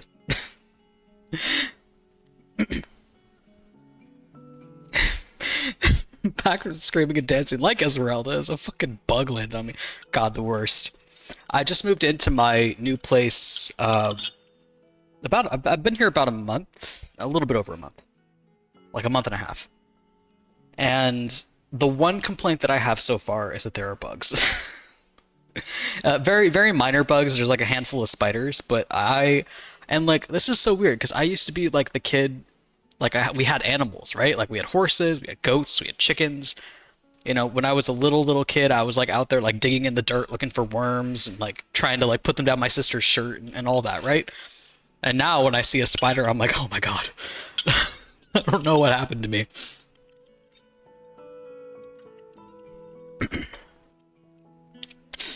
All right. Okay, we're gonna put Bronte in her own little folder, and we're just gonna set her aside for now. I'm sorry, sorry, little girl. Love you, but we gotta put you. Okay, there we go. Spiders, I'd scream like the absolute worst is okay. Look, so the place that I'm living now, that I've moved into, it used to be a two-story garage. Funny enough, the reason that I know that is because it turns out the previous owner of the house was in a car club with my dad, and my dad knew. Anyways, there's a whole story in there. Anyways, it used to be a two-story garage. It is now a single-story house, basically, that I rent. It's kind of like on the back corner of their property. It's all fenced off, separate, so it's basically like a little house. But because it used to be two stories, it has a very, very high ceiling, much higher than your normal standard. I forget how many feet tall the standard ceiling is, but it's much taller than that.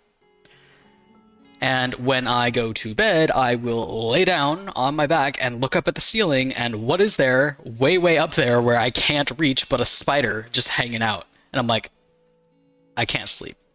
I can't sleep now. That's it. I'm never going to be able to sleep. Horrible. Actually awful. Especially because the ceiling is all white, so I can see when there's a spider up there. It's just, oh god, it's horrible. Become a deer in the headlights when I see a spider. I hate it so much. I used to be fine with bugs. I don't know what happened to me.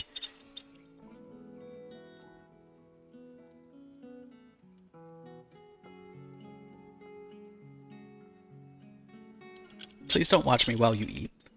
While I eat. Good gracious. Listen, you gotta pay money for that. he needs to start contributing to the rent if he wants to do that. The worst part is that this because the ceilings are so high, I can't get up there with like a broom or like even one of those. I have one of those like extending spider bristle brushes, right? And I use that to kind of like sweep away some of the cobwebs that form. There aren't really spiders inside anymore, but they're kind of like on the outside. Really, what I need to do is I need to get a pressure washer and just pressure wash the outside of the house. But well, whatever, I'll do that some other time. How much I'll pay to?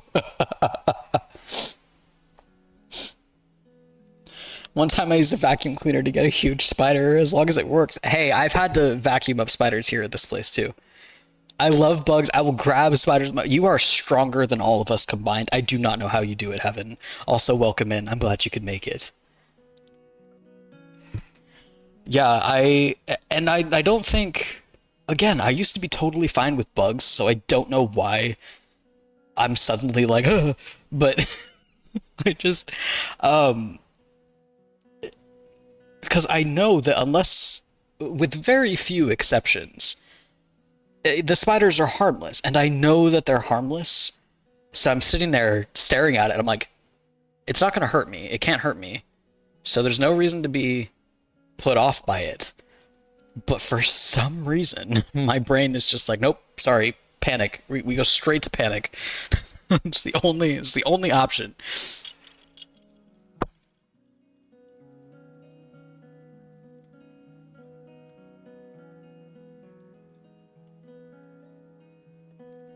Cyril, if you kill her, I will turn you into a vampire. Cyril is contractually obligated to be nice to Bronte. That is in his contract with me. I refuse to let him do anything. That's not true. But listen, hey, if you've seen Hellfire, you know that she broke his heart, not the other way around. So I'm just putting it out there. I'm just putting it out there. But I'm sure he'll forgive her, right? Right?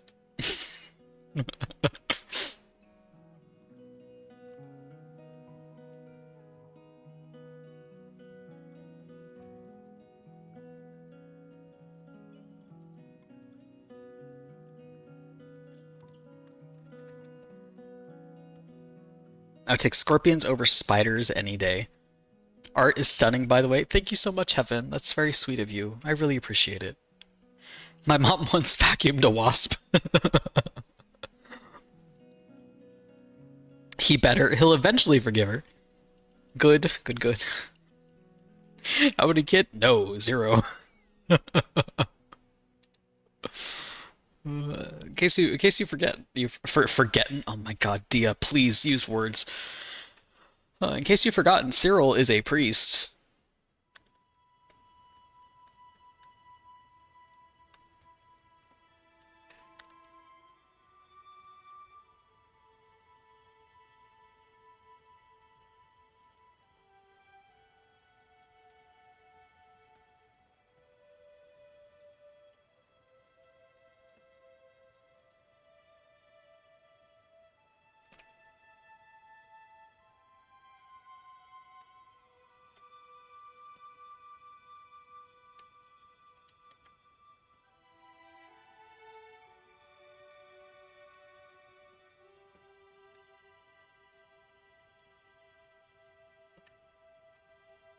On the topic of wasps, I hate them.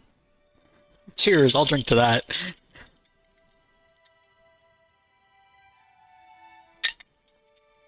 There are a few things I hate, and wasps are one of them. Wasps are horrible. I'm very fortunate that where I am, I don't really seem to have any problem with wasps. Um, Basically, I have this little house that I rent, and there is a back patio, and I have received explicit permission from the landlord to do whatever I want with the backyard in regards to gardening. So, if I'm fortunate, I will perhaps have some very lovely honeybees, some little friends. Let me kiss me and I'll forgive you.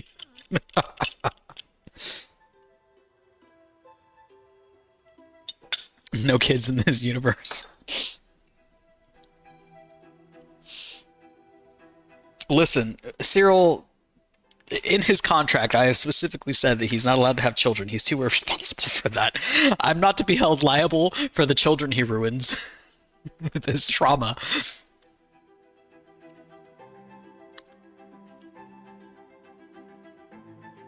He's screwed up enough as is. He doesn't need to. He doesn't need to send that down to the next generation.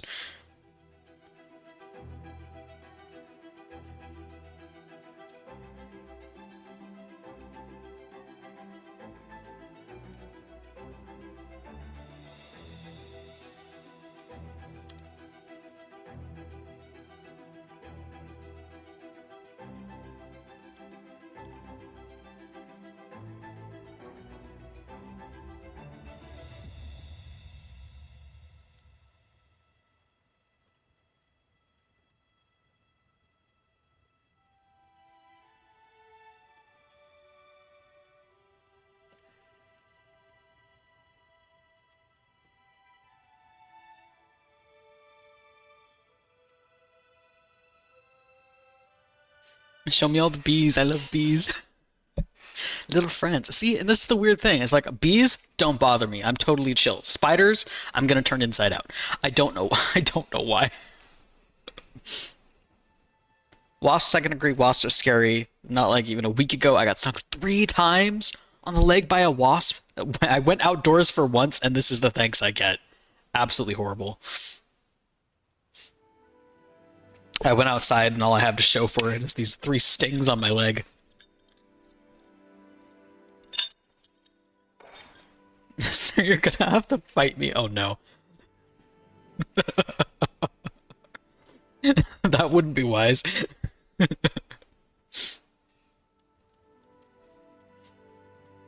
yeah, hoping to set up a little garden, some flowers and maybe some veggies if I'm feeling really cheeky. I mean, do I have time to do that on top of working full time and going back to college and possibly getting a promotion and blah blah blah blah blah? And no, I don't, frankly. But I could dream. It'd be nice to use that little back patio space because it's a nice little space. It's all fenced in. There's tall trees all around it, so it's nice and shaded.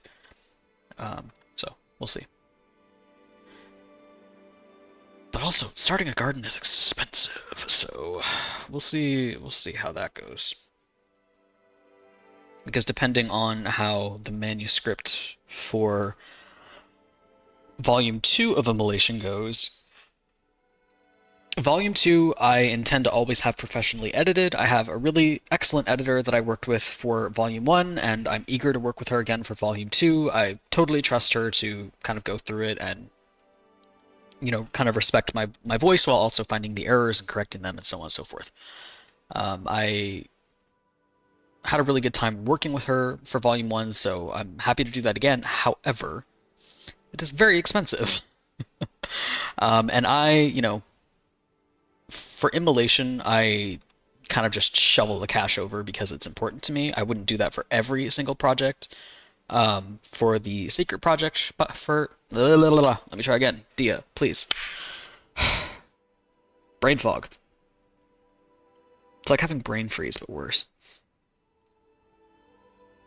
The standalone secret project, which, when I say that, I'm referring to, in theory, any other future projects I do that are standalone novels, probably published under a different pen name. Those are not going to be professionally edited. But Immolation is kind of like the flagship work for the Diastrefo pen name. So that is going to always be professionally edited. And that's expensive, so I just need to, budget accordingly. Cyril might kill the winner himself. It would be as I tend to do cage fighting for fun. Don't touch my husband. You're going back to college. I am. I am registered for a couple of classes for this fall. God help me.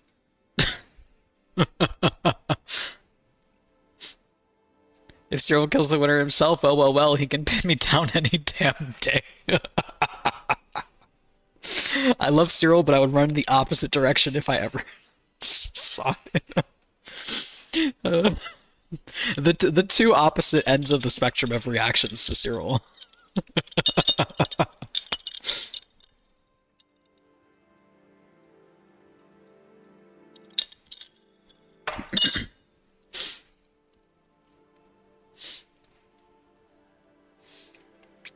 But yes, I'm going back to college because, again, my college classes were interrupted by COVID back in the day. And it just took me so long to kind of get back on my feet after moving back to the state and finding a new job. Basically, I moved back, worked gigs, then worked part-time, then got a full-time job, and then got laid off from the full-time job. And so now I'm actually at a job that seems relatively stable and am looking like I'm getting a promotion probably next month. So I'm finally kind of in the space where, one, I've refilled my savings account, right? Because when I lost my job and I moved and everything, I basically had to drain my savings just to get back home. So I'm in the space now where I'm like, okay, I've got a good savings. I'm kind of stable. I'm back in my own place. I have a job that feels pretty stable, so on and so forth. So now I can kind of finally go back to school.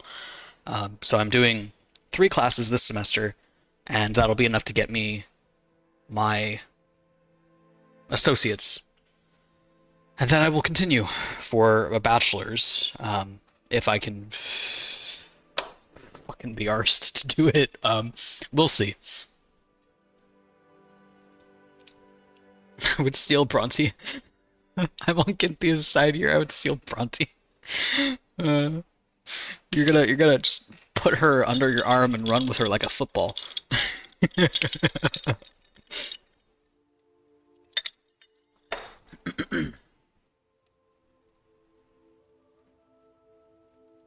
Okay, let's see here. So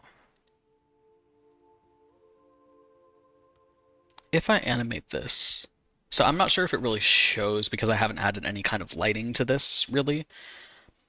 But what I'm thinking, if I animate this, basically there would be one line, for lack of, you can't see me again, but I'm making little air quotes. But as I'm drawing this and I'm kind of thinking about how I'm going to animate it, basically this drop here, and again you can't really see this because this is just a sketch, but basically So we have his brow bone kind of right here, and like this is his actual eye. So we have his brow bone. This is his eyebrow up here.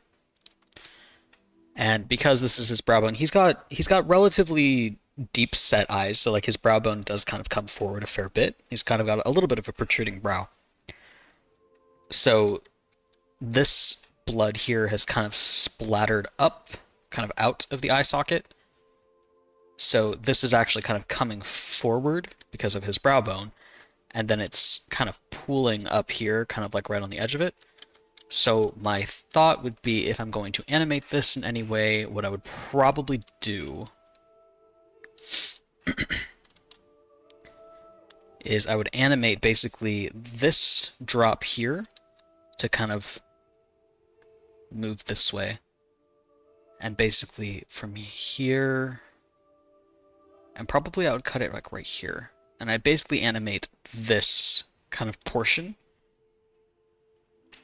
and then move the drops that you see here. All of these would also animate to move down to kind of give the illusion that it's flowing without having to animate everything. But we'll see. That's far off, and I may not necessarily break it down that far. When I do animated frames like this, where there's kind of like a static image, like in this case the static image is Cyril, like his body and his whole like kind of shape. This is all static. And then we'll have, again, he's probably going to be breathing. That's probably one thing I'll add. This will be animated. This is really easy to animate. This may or may not be animated. It probably will be. It just depends on how I want it to move. And then probably what I need to do is, if he's breathing, there needs to be like little air puffs, because he's supposed to be really cold where he is in this scene. So his breath will, if he's breathing, he needs to be puffing. Like, you should be able to see the breath because it's very cold out. And then on top of that, because I haven't created enough work for myself, on top of all of that, there basically needs to be a frame where his robe goes white. So that would be like a separate layer. I do this in the what's it called? The trailer for Immolation. And that would be like going up, probably. I don't think I really have a direction. In this case, it would be going up, because of another shot that you guys don't know about, but I know about in my brain. Because the direction of the robe's changing color changes from... it starts at one particular point. It basically is going to start from his hand to kind of flowing over the rest of his clothes, versus if you've read Immolation, you know that, for example, it might come and kind of start like up from his neck and then kind of drench down the rest of his clothes. So, does Cyril have an OnlyFans? He has a Patreon.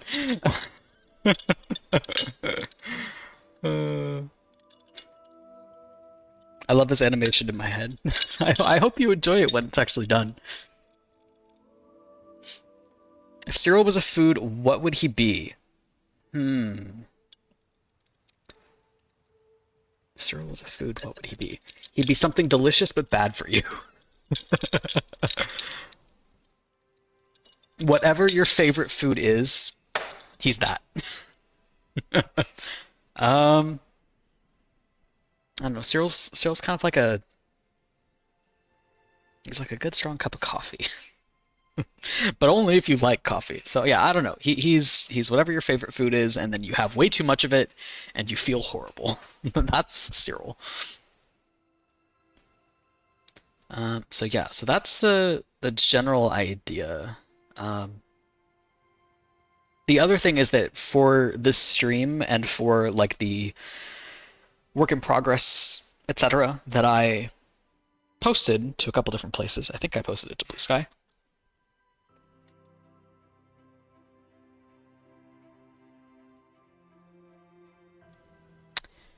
Um, I had a thought. My brain is not working. Right, okay, so in the obviously in the stream you can see it right now. And also in the previews that I posted, he is looking at you, the viewer. He's looking at the camera, for lack of a better word. However, in the final product, he will actually be looking. Oh my god, that's not an arrow. There we go. He will actually be looking this direction because basically what this is supposed to do is the camera.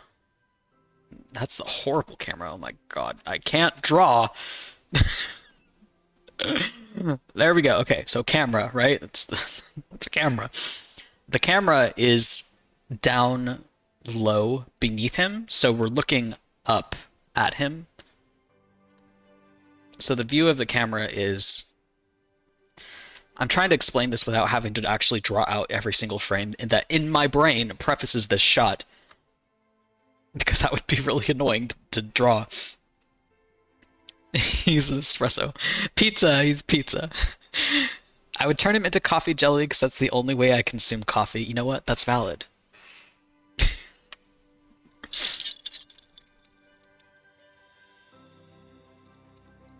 So the way that the camera is angled, I'm on my no babble. I'm gonna spray you with a bottle of water. Look at me, park like you want it. Behave yourselves in my chat, in my good Christian chat. I can't even say that with a straight face. Okay, so the way that this shot is angled is that the camera is at a low angle, so it's looking up at him, and he is going to be looking this direction at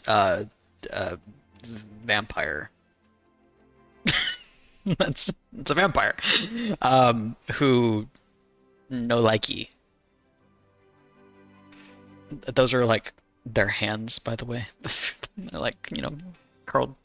Anyways, so the actual shot will be a little bit different because he's going to be not looking at the camera. He is going to be looking at the vampire that's trying to beat his ass. And he's also going to be, which you can probably kind of tell a little bit, but maybe not, because again, like the camera is at a very low angle, so he is actually going to be like standing up. So he is going, like the whole frame, the whole frame is going to kind of move up a little bit with him. So there will be probably some sort of background to kind of give a sense of space, because the shot before this is actually going to be him kneeling down. And as he stands up, the camera is going to pan up with him. Again, staying kind of at a low angle, but he's going to stand up and the camera will pan up with him, and then he is again going to be looking at the bad guy. He's going to be in a lot of pain.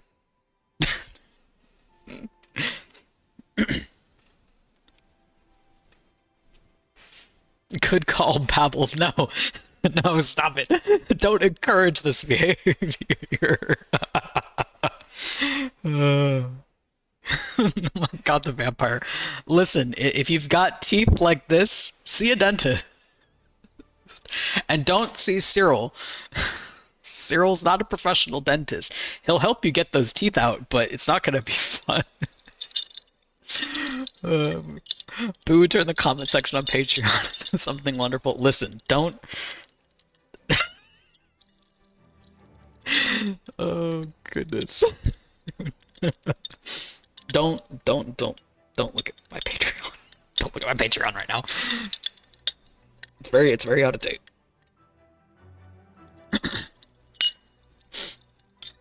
Did anyone notice? Hold on. Listen. I hold on. I'm gonna go to the Hellfire animatic. I'm gonna do it right now. I'm gonna go find it.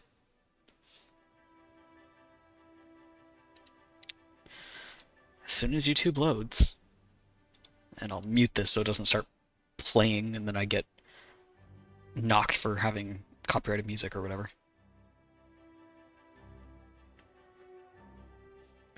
Alright. It's not this shot. This shot just shows like his desk with. Okay, yeah, so it's not that shot. Fast. Did I not use this shot in the animatic? Because I'm gonna scream if I didn't. I know I used it. Come on. There it is. I know I used it. Let us simp in peace. We're just shitting. Tell me why. Nothing but a heart. I can't mumble that. It's gonna get me a copyright strike. All right, hold on. Let's see here.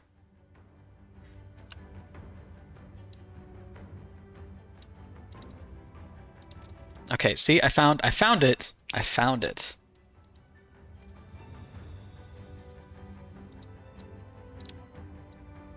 See, this is undeniable, irrefutable evidence that Cyril is a dentist.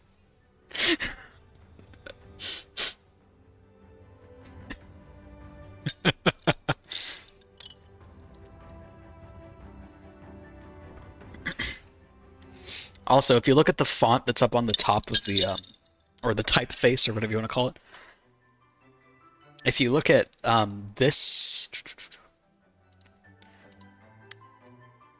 this font up here, typeface, whatever, that's the one that I wanted to use for immolation, but I couldn't get a hold of the creator to give me the commercial rights, so I couldn't use it. So now we have a different font that we use for immolation, which is a little bit of a shame, but it is what it is.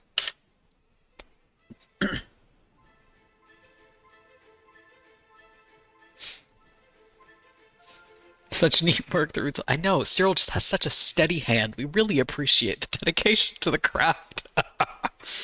Uh, But yes, unfortunately, I was not able to get in touch with the creator of this font, typeface, whatever you want to call it. I forget what the proper term is. I wasn't able to get a hold of them in order to request a commercial license. I don't think they ever respond to my email. I might have an out-of-date email and I might need to find a new contact method or whatever. But the one that I ended up using instead, which I can just get a screenshot of, like I can talk. Oh my goodness. Okay, let's see here. Why is it on sale? I didn't put it on sale. I guess there's a Kindle promotion. Squints. Anyways, whatever. Like, I didn't put the book on sale. I don't know why it looks like that. Amazon just does weird stuff sometimes.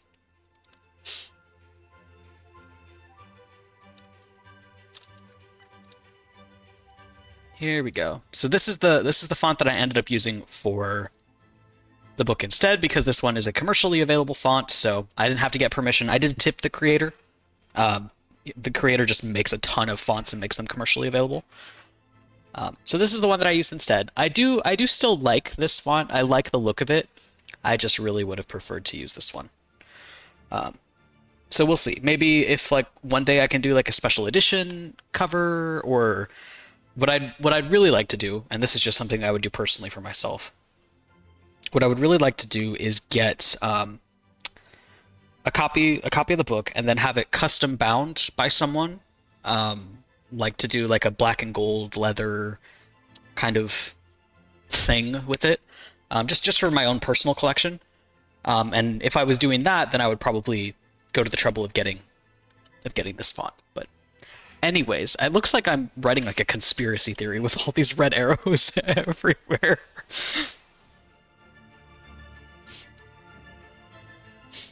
Because he's going to be the #1 on your Patreon page.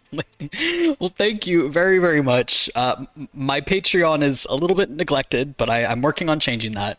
But if you feel so inclined to support, is greatly appreciated. You do not have to pay to access the Patreon. You can just be a follower on the Patreon, and you can still join it that way, and you'll still get access to all of the non-locked posts. So, thank you very much.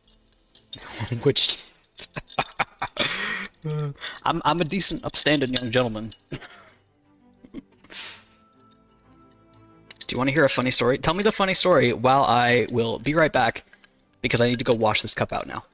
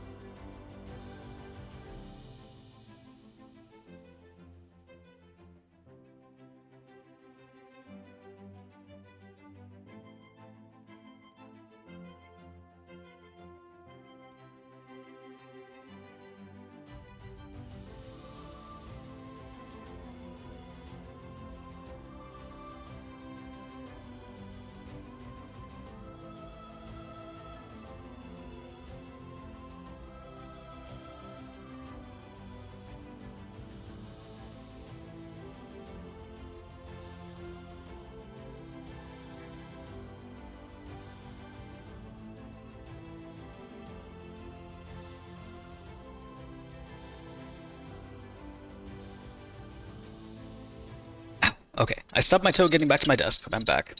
I had to wash out my precious little my glass straw. Good lord. I'm a little bit of a neat freak, so I had to scrub that out. I'm suddenly curious about your character's sexualities. It just makes me think of the I did one of those little character um like quote unquote understand the ship in 5 minutes like prompt character sheet things.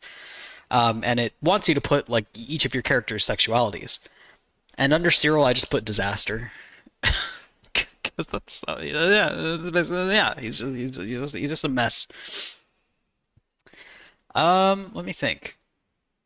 If I was to list out everybody, well, there's a lot of people to list out. Um, Cyril is just a disaster. I don't have a better word for him. Like, if you're cute, he's probably interested. That's basically as far as it goes. Broadsea, I would say, is straight. I think she's interested in men. Um,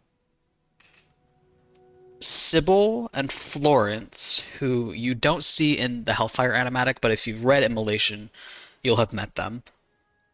Sybil and Florence are both lesbian.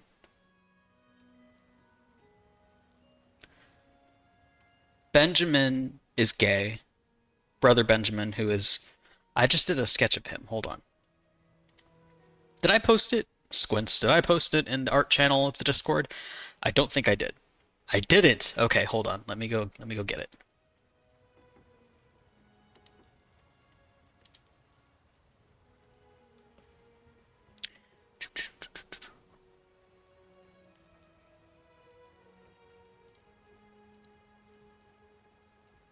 Where did I put it? I had like a bunch of different versions of the sketch. Let me try to find one.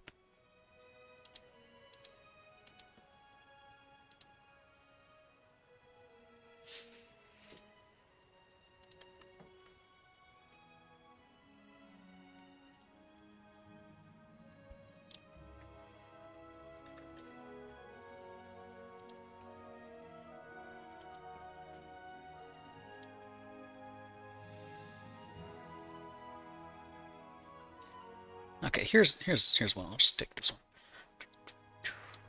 There we go. There's Benjamin. Precious boy. He's gay. Let's see. Who else off the top of my head?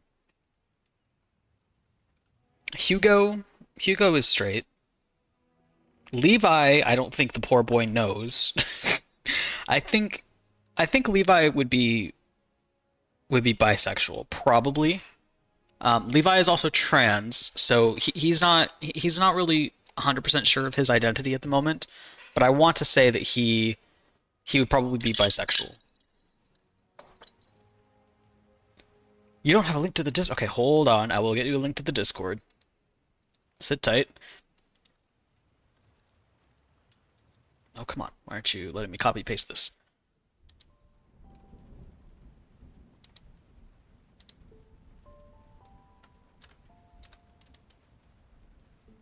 No, Bronte isn't straight. I'll gaslight myself into thinking she isn't.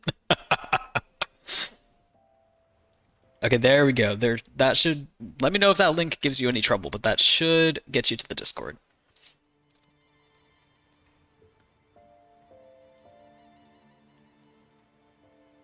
I was on vacation in Italy when a group of friends and I set out to sing "Tell Me Why" on the streets with a megaphone. One of us started singing and 100 other people answered. That's beautiful. We love to see it.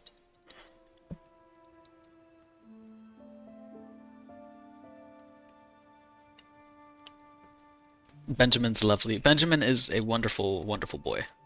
I love him very much. Benjamin is my favorite. Benjamin has earned the role of favorite, the rank of favorite, excuse me, and quite a few people from. I believe he is my editor's favorite. I believe she did say that Benjamin was her favorite as she was editing.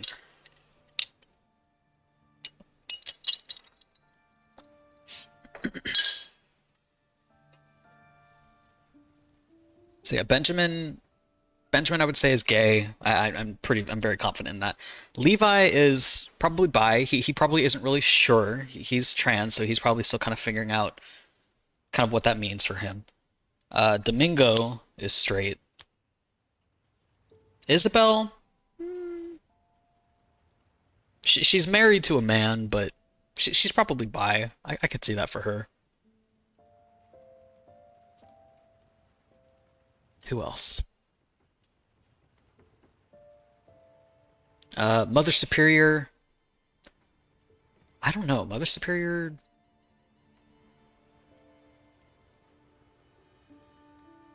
I could see her being bi, but she's also just not really interested.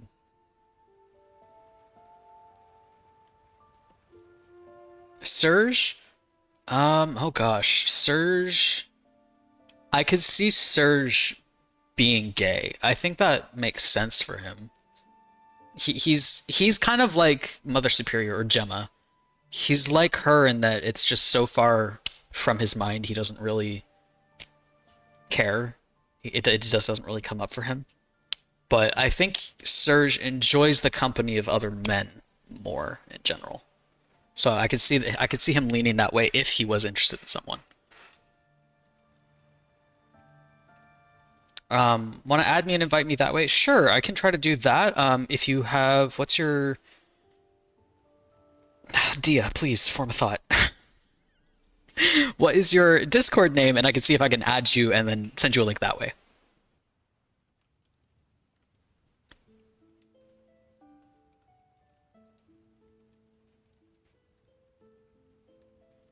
Church is my favorite. I really thought Sturge would be straight. I think that if he was not a priest, actually, even then, I don't know. I don't know about Serge. I'm not sure. I'm really torn on Serge. He's so unlikable that I can't imagine him being with anyone. He's so unpleasant. He's not. He's not. He has his sweet moments. He was very close with his sister. Um, and I'm trying to think like, oh, if he wasn't, if he wasn't a priest and he was going to like settle down with someone, I don't think he would have wanted children of his own. I think he would be very happy, he is very happy being an uncle. Um, I could see him, yeah, maybe being like pan or bi, like romantic, and then possibly being asexual. I could see that for him.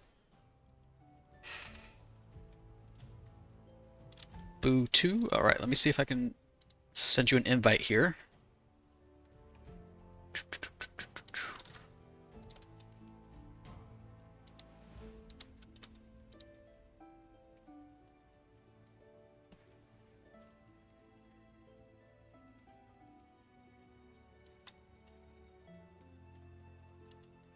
I know that who's the character that's asexual? I know I have a character that's asexual. I'm trying to remember who it was. Because the thing is, I'm currently working on two stories. I'm currently working on Immolation and I'm working on the standalone novel. And I might be getting characters confused.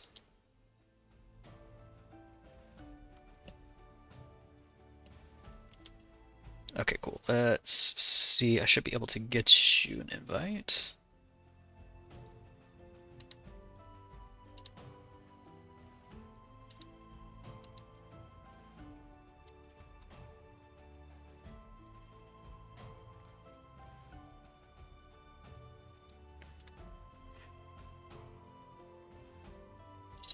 I know Hugo's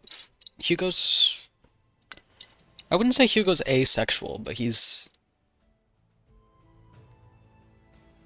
not he doesn't have a very high desire. He's very affectionate.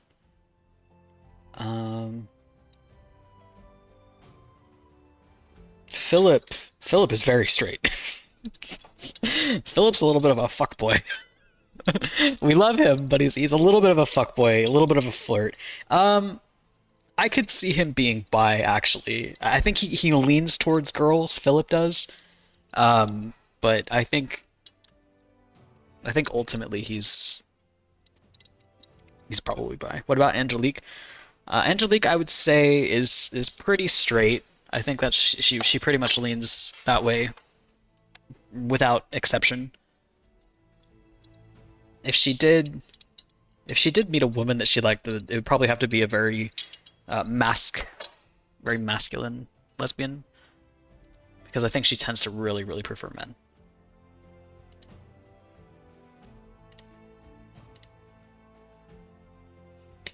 Welcome to the Discord. It's very small, but I hope you have fun here. Um, let's see who else. I already went over Benjamin. Um, Levi again, kind of bi. Do I have? I'm listing a lot of characters, which if you have not read Immolation is probably not going to make a lot of sense. Let me see. Hopefully, I have some art I can kind of show of each character. Let's see here.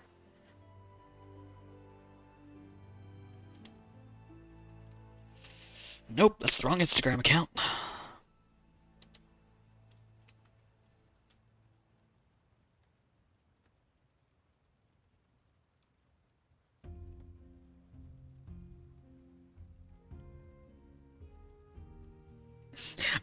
by himself. It's true. Okay, so oh, that's who it was. It was Shahi. Oh, gosh, how could I forget? She's like one of the main characters for Volume 2. Okay, let's see here.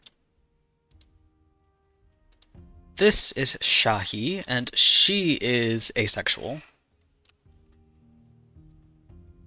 I would say that she likes women, but again, she's bisexual. Oh my gosh, she's asexual. But yeah, so that is Shahi. I hope you can appreciate her silly little face.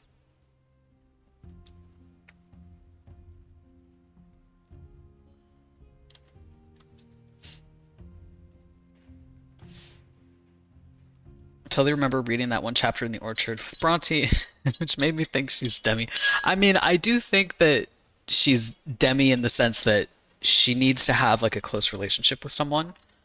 But I don't think that she would be like physically attracted to another girl. I think she'd probably feel the most attraction with another guy. It would need to be like a, what's it called? I can form sentences, I can form words. She would need to have a personal relationship with whoever it was.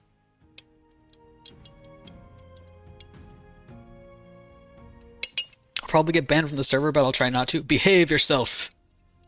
I've got my eye on you. Love this face. I love Shaki. She's a lot of fun.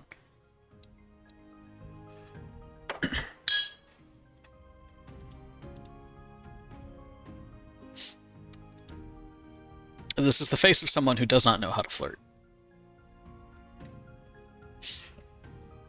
But yes, she's a character in Volume 2. She is asexual.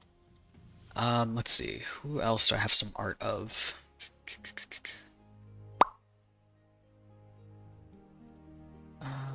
There's Ambrose, but I'd say Ambrose is... I don't know if I'd call him asexual. I think he's pretty physically affectionate. He's probably... I'm not sure. I could see him being bi.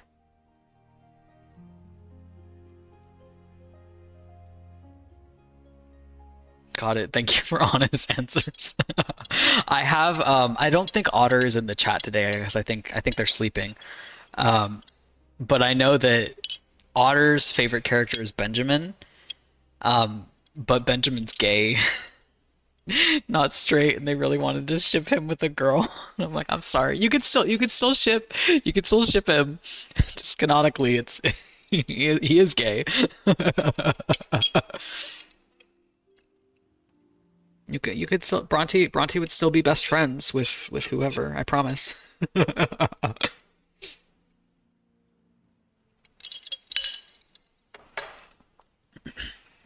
Let's see, who else do I have? Oh, Gwen. I have Gwen. Well, she's probably not gonna pop up until Volume 3. I don't know for sure yet. But Gwen's straight. I don't know if I have any art that shows her face, though, because that doesn't show her face. I don't know if I ever posted art of her. Maddock is very straight. He's about as straight as it gets. Let's see.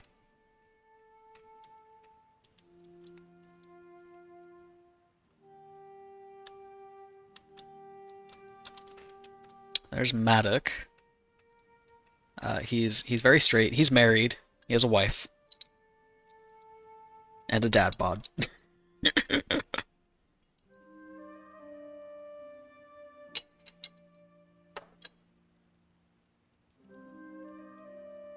I'm looking, and I guess I don't have any art that I've posted. Well, I guess I haven't posted Gwen's face. I probably posted her in stories, not in the feed for Instagram.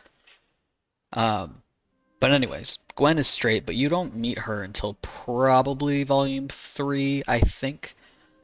I'm not entirely sure how I'm going to pace the story of Immolation, because I am considering trying to squeeze the rest of the story into a single, oh my god, a single book, so that Immolation will only have 2 books in it rather than 3. But I'm not sure. I haven't really gotten to a far enough point in my editing to know whether or not that's going to feel too rushed or if it'll feel fine. Not entirely sure yet. Don't laugh.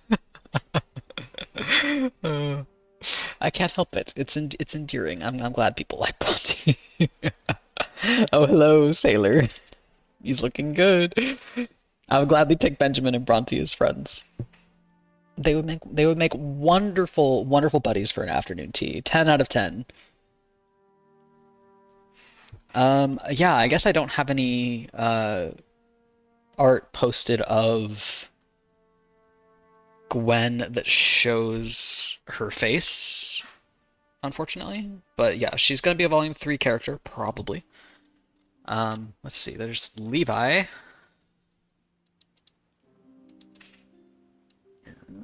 Oh, just kidding. I guess. Anyways, that's Levi.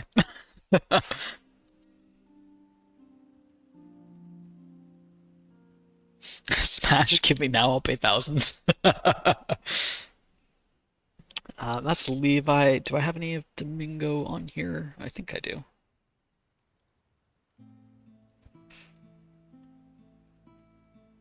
Okay, yeah, there's Domingo. I don't have like a fuller body picture of him. I just have this little portrait. Okay, there's Domingo. Domingo, I'm pretty sure is straight. I think I said that. Domingo is straight, and I could talk more about that, but that would involve his backstory, and we're not going to get into that because that's spoilers. And that's spoilers specifically for the book. You don't get those spoilers if you're only watching the animatics. You have to read the books to find out about that. So there's Domingo.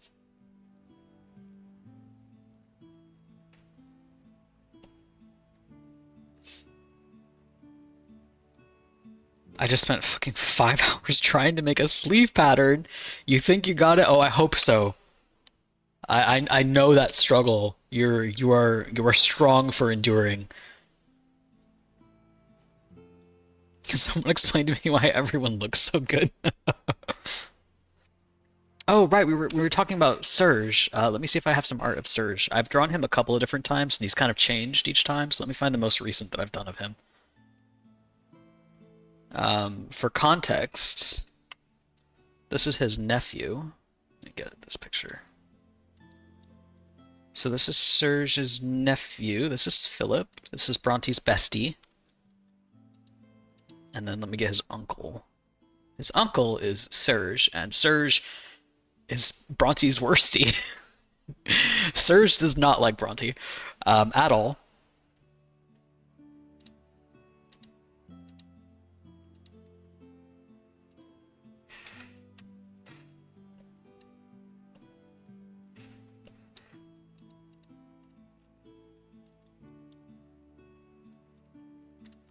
There we go. That's Serge.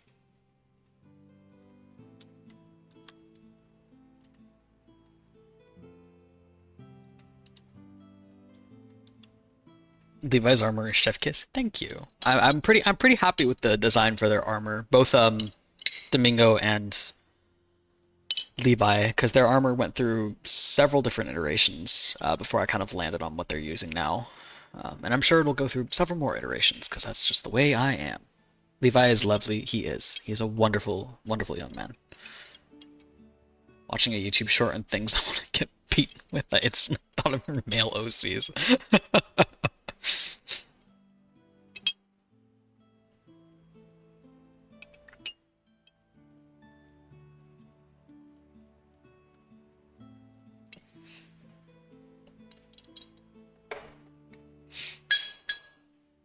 Let's see who else I've got. I have Isabel on here.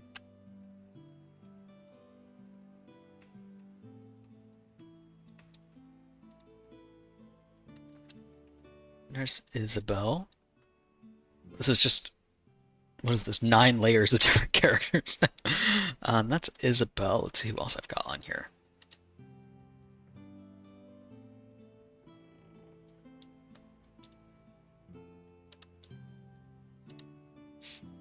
Oh, here we go. This is Florence. I don't think I have any art of Sybil yet, or not any that's like up close to her face. So there's Florence. I don't know if I have. I know I've done a sketch of Sybil, but it's just that it's not close up to her face. I have Hugo. Hugo is just the cutest. I love him so much. Hugo is also Bronte's bestie. Look at him. He's so happy. I love Hugo so much.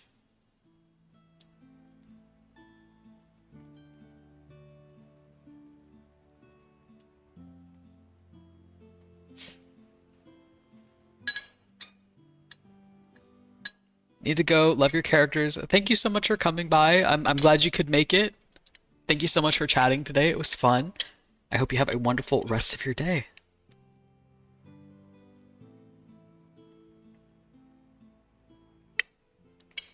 Even after the book, I still love grumpy old Serge, even though I still want to slap him affectionately. And you know what? It's valid.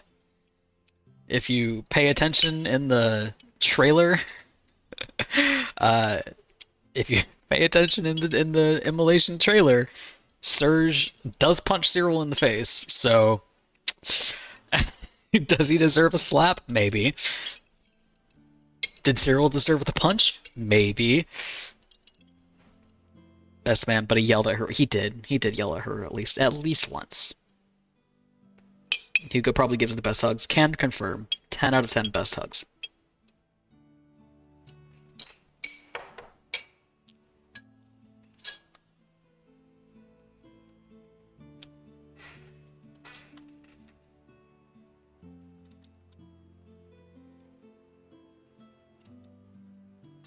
Alright, let's see. Who else do I have in here? That's another one of Matic. There's another Philip. There's another Serge. Levi. Oh, right. Okay, so I do have the twins in here. Well, they're not twins, but they look almost like twins. Let's see. So I have Aoife and Erwin. Do I not have the piece of both of them together? I thought I did. I thought I had the one of both of them. Well, this is Erwin.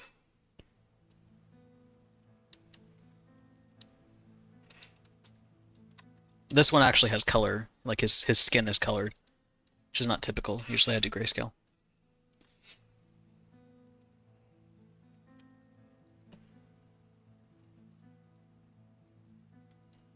Look, Bronte's nail. I mean, nails, plural. She has more than one. She grows them herself. She's very proud. But there's Erwin. Erwin's a character I really like. I had a lot of fun with him.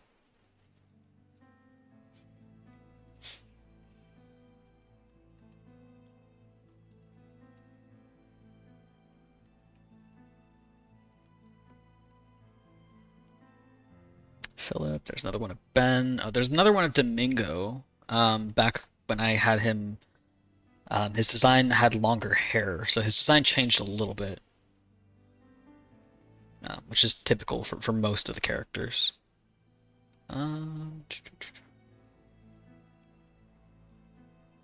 Bronte. Well, there's one of Angelique, who's from the standalone.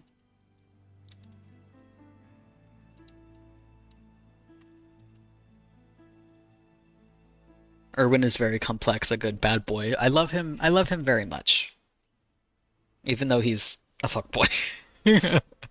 He's very much a fuckboy, but I still love him very much.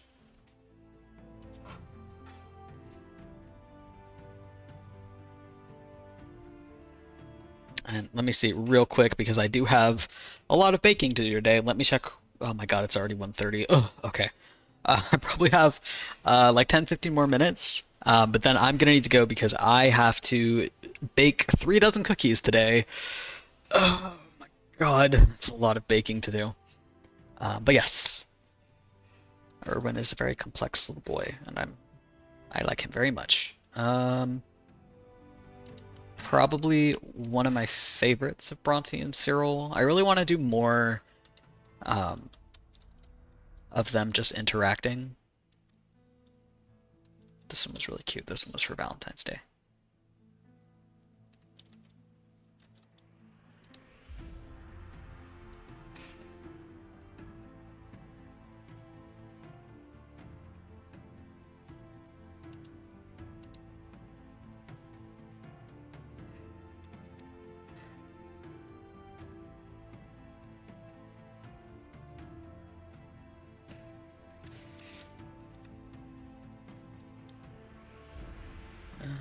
Right, so let's see here. I'm not, because well, if I'm adding the blood to his eye, he should have his other injuries, but then that takes away from having his eye be the focal point. So I'll probably leave it the way that it is. You can see that I started doing the chains wrapped around his arm, which is how he fights with his chains. You can see that I started doing like the wrap, but then they just kind of end, which is not just not how chains actually work. But then again, if I am going to do the camera panning up, like I mentioned, I might have to like extend his body down so there's more for the camera to pan through. I don't know. We'll see. Because the other thing I'm thinking of is for the thumbnail, and this is something that I struggle is a very strong word, but I'll use the word because I don't have anything better. One of the things I quote unquote struggle with is I try not to focus on Cyril too much, which I know sounds silly because he is literally the main character. But so for example, in Hellfire, he is the thumbnail. The thumbnail is just Cyril.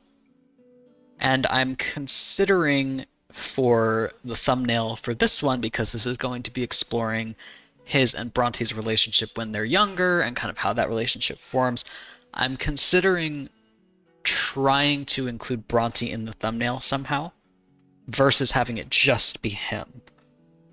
Will that work? I don't know. I'm still trying to figure it out.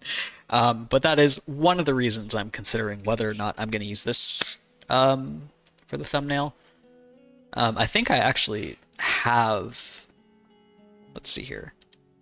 I think I have the first sketch that I did of the thumbnail where I wasn't sure. Let's see if I can just hide this and pull up the other one. They've got such adorable noses, all of them. Listen, we love a cute little nose in this house.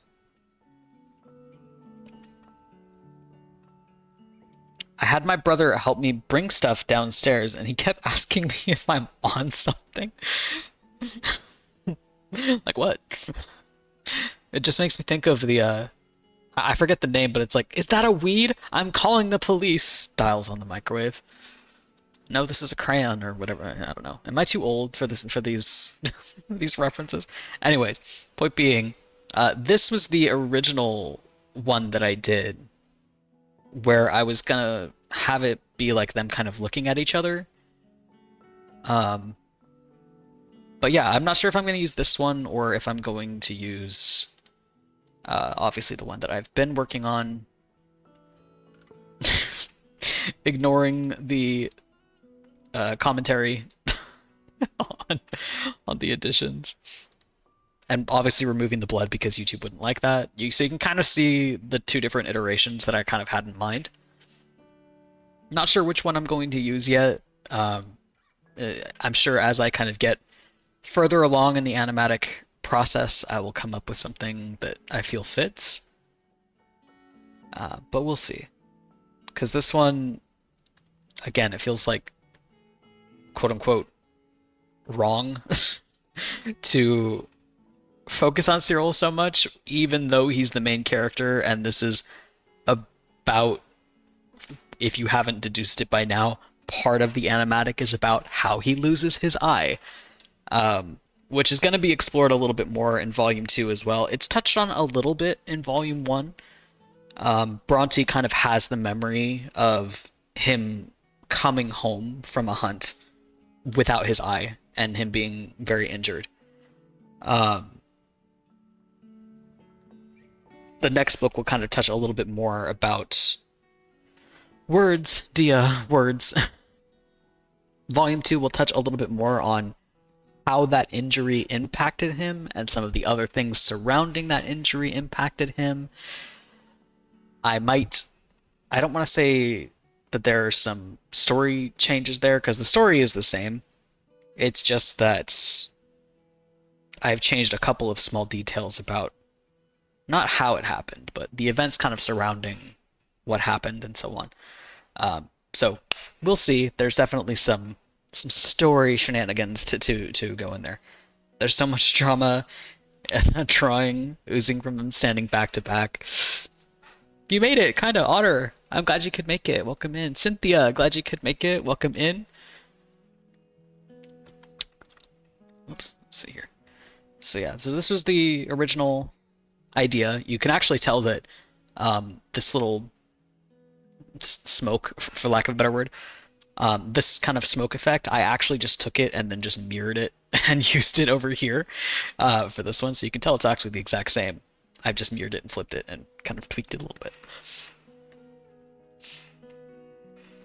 So yeah, I'm not sure if this will end up being the thumbnail. Obviously, again, if I used it as the thumbnail, it'll need to be without the blood, because YouTube will get its knickers in a twist if I put blood on the thumbnail. But yeah, so the next animatic is going to be kind of about their relationship, how it started, and Cyril losing his eye. And Volume 2 will get more into the implications, for lack of a better word, because Cyril was definitely changed by his injury. Holds him in my hands. He's traumatized. He's traumatized by losing his eye. Can Bronte touch holy water? No, she cannot. It'll burn her. Same thing with Cyril's cassock. Now that it's blessed, she can't touch his clothing without getting stung by it either. She can hold a normal, quote-unquote normal, wooden rosary. She has her own rosary, like in her belt. She has her own wooden belt rosary. But that's because it's not blessed. The rosaries, the belt rosaries that the clergy wear, the actual, like, sworn-in, quote-unquote clergy, first of all, they're made of metal, which is a different material. Second of all, they're also blessed. So it's a combination of them having a holy material and a blessing on them. If Bronte touches Cyril's belt rosary, that'll burn her too. If she touched the chains, which are summoned from the rosary, those would also burn her. So on and so forth. I did it! I fucking did it! The pattern's perfect! I'm applauding, I'm clapping for you. You are strong to endure. Congratulations, you're victorious. We do love mirrors and flips. The good old reliable.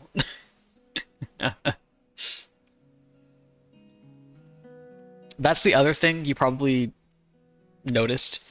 Um, with Cyril, when he's younger, part of what I do, listen, this is just between you and I, okay?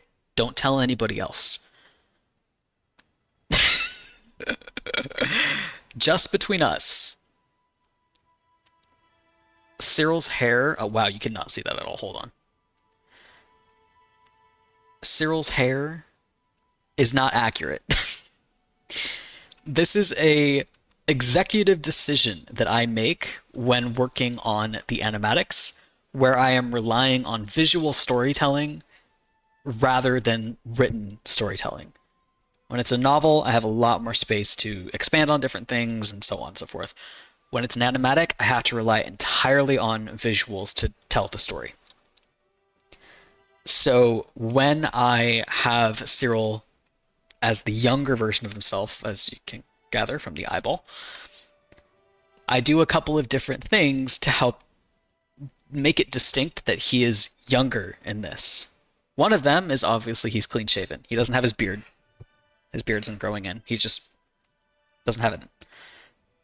He did grow facial hair at this time. He just isn't wearing it. He shaves it. So that's the first thing, is that I keep him clean shaven to help make him look younger. His hair is shorter, which I'll touch on again in a minute.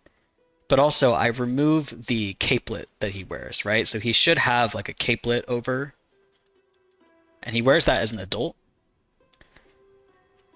And he would wear that as a, I don't want to say child because he's not a child. He's still an adult. He's just a young adult. He would still have worn that at this time. He does tend to take it off when he's hunting, but either way, he would have worn that at this age anyways. But I remove it to help make a visual distinction between the older priest and the younger priest. So even though he would have worn it, I remove it. And the other thing is his hair. Oh my god, again. The other thing is his hair is not the right length for how long it would have been at this age. It should be longer at this age. However, because again, I'm limited by the medium that I'm telling the story in, and I need to rely on visual storytelling, I decided to keep his hair short. So for this, his hair is like, about that long, probably ends like right about there.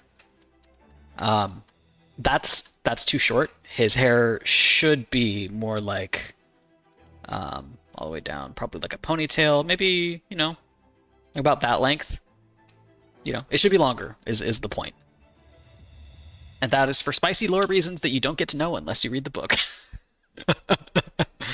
So anyways, just some fun little lore tidbits for you there. I am going to have to call it a day, though. Oh my goodness, I'm trying to center it. It's not working. Centered enough. On that note, I am going to have to call it a day because I have to get to work doing some baking for this wedding that I am going to. So that is going to be it for me today. Hopefully, I'm not going to tell you like to expect the animatic anytime soon because I have a ton of work still to do, especially if I'm getting a promotion next month, which is going to make me even busier at work. God help me. And I'm taking college courses. God, why? But anyways, I hope you guys had fun. Thank you so much for coming and chatting with me today. It has been a wonderful time as always. I hope you guys enjoyed working on this little, well, I mean, I didn't really get very much work done, but I hope you guys enjoyed working on this thumbnail, and I hope you guys are excited for the next animatic when it does release.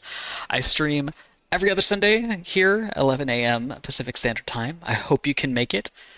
I will be hanging out in the Discord, and I hope you guys have a wonderful rest of your weekend. Thank you again for all the support. It really does mean the world to me, especially if you've bought or left a review for IMMOLATION recently. I really do appreciate it. I've seen a couple reviews come in, and it really does mean the world to me, so thank you very much. Have a wonderful rest of your Sunday, and I will see you next time.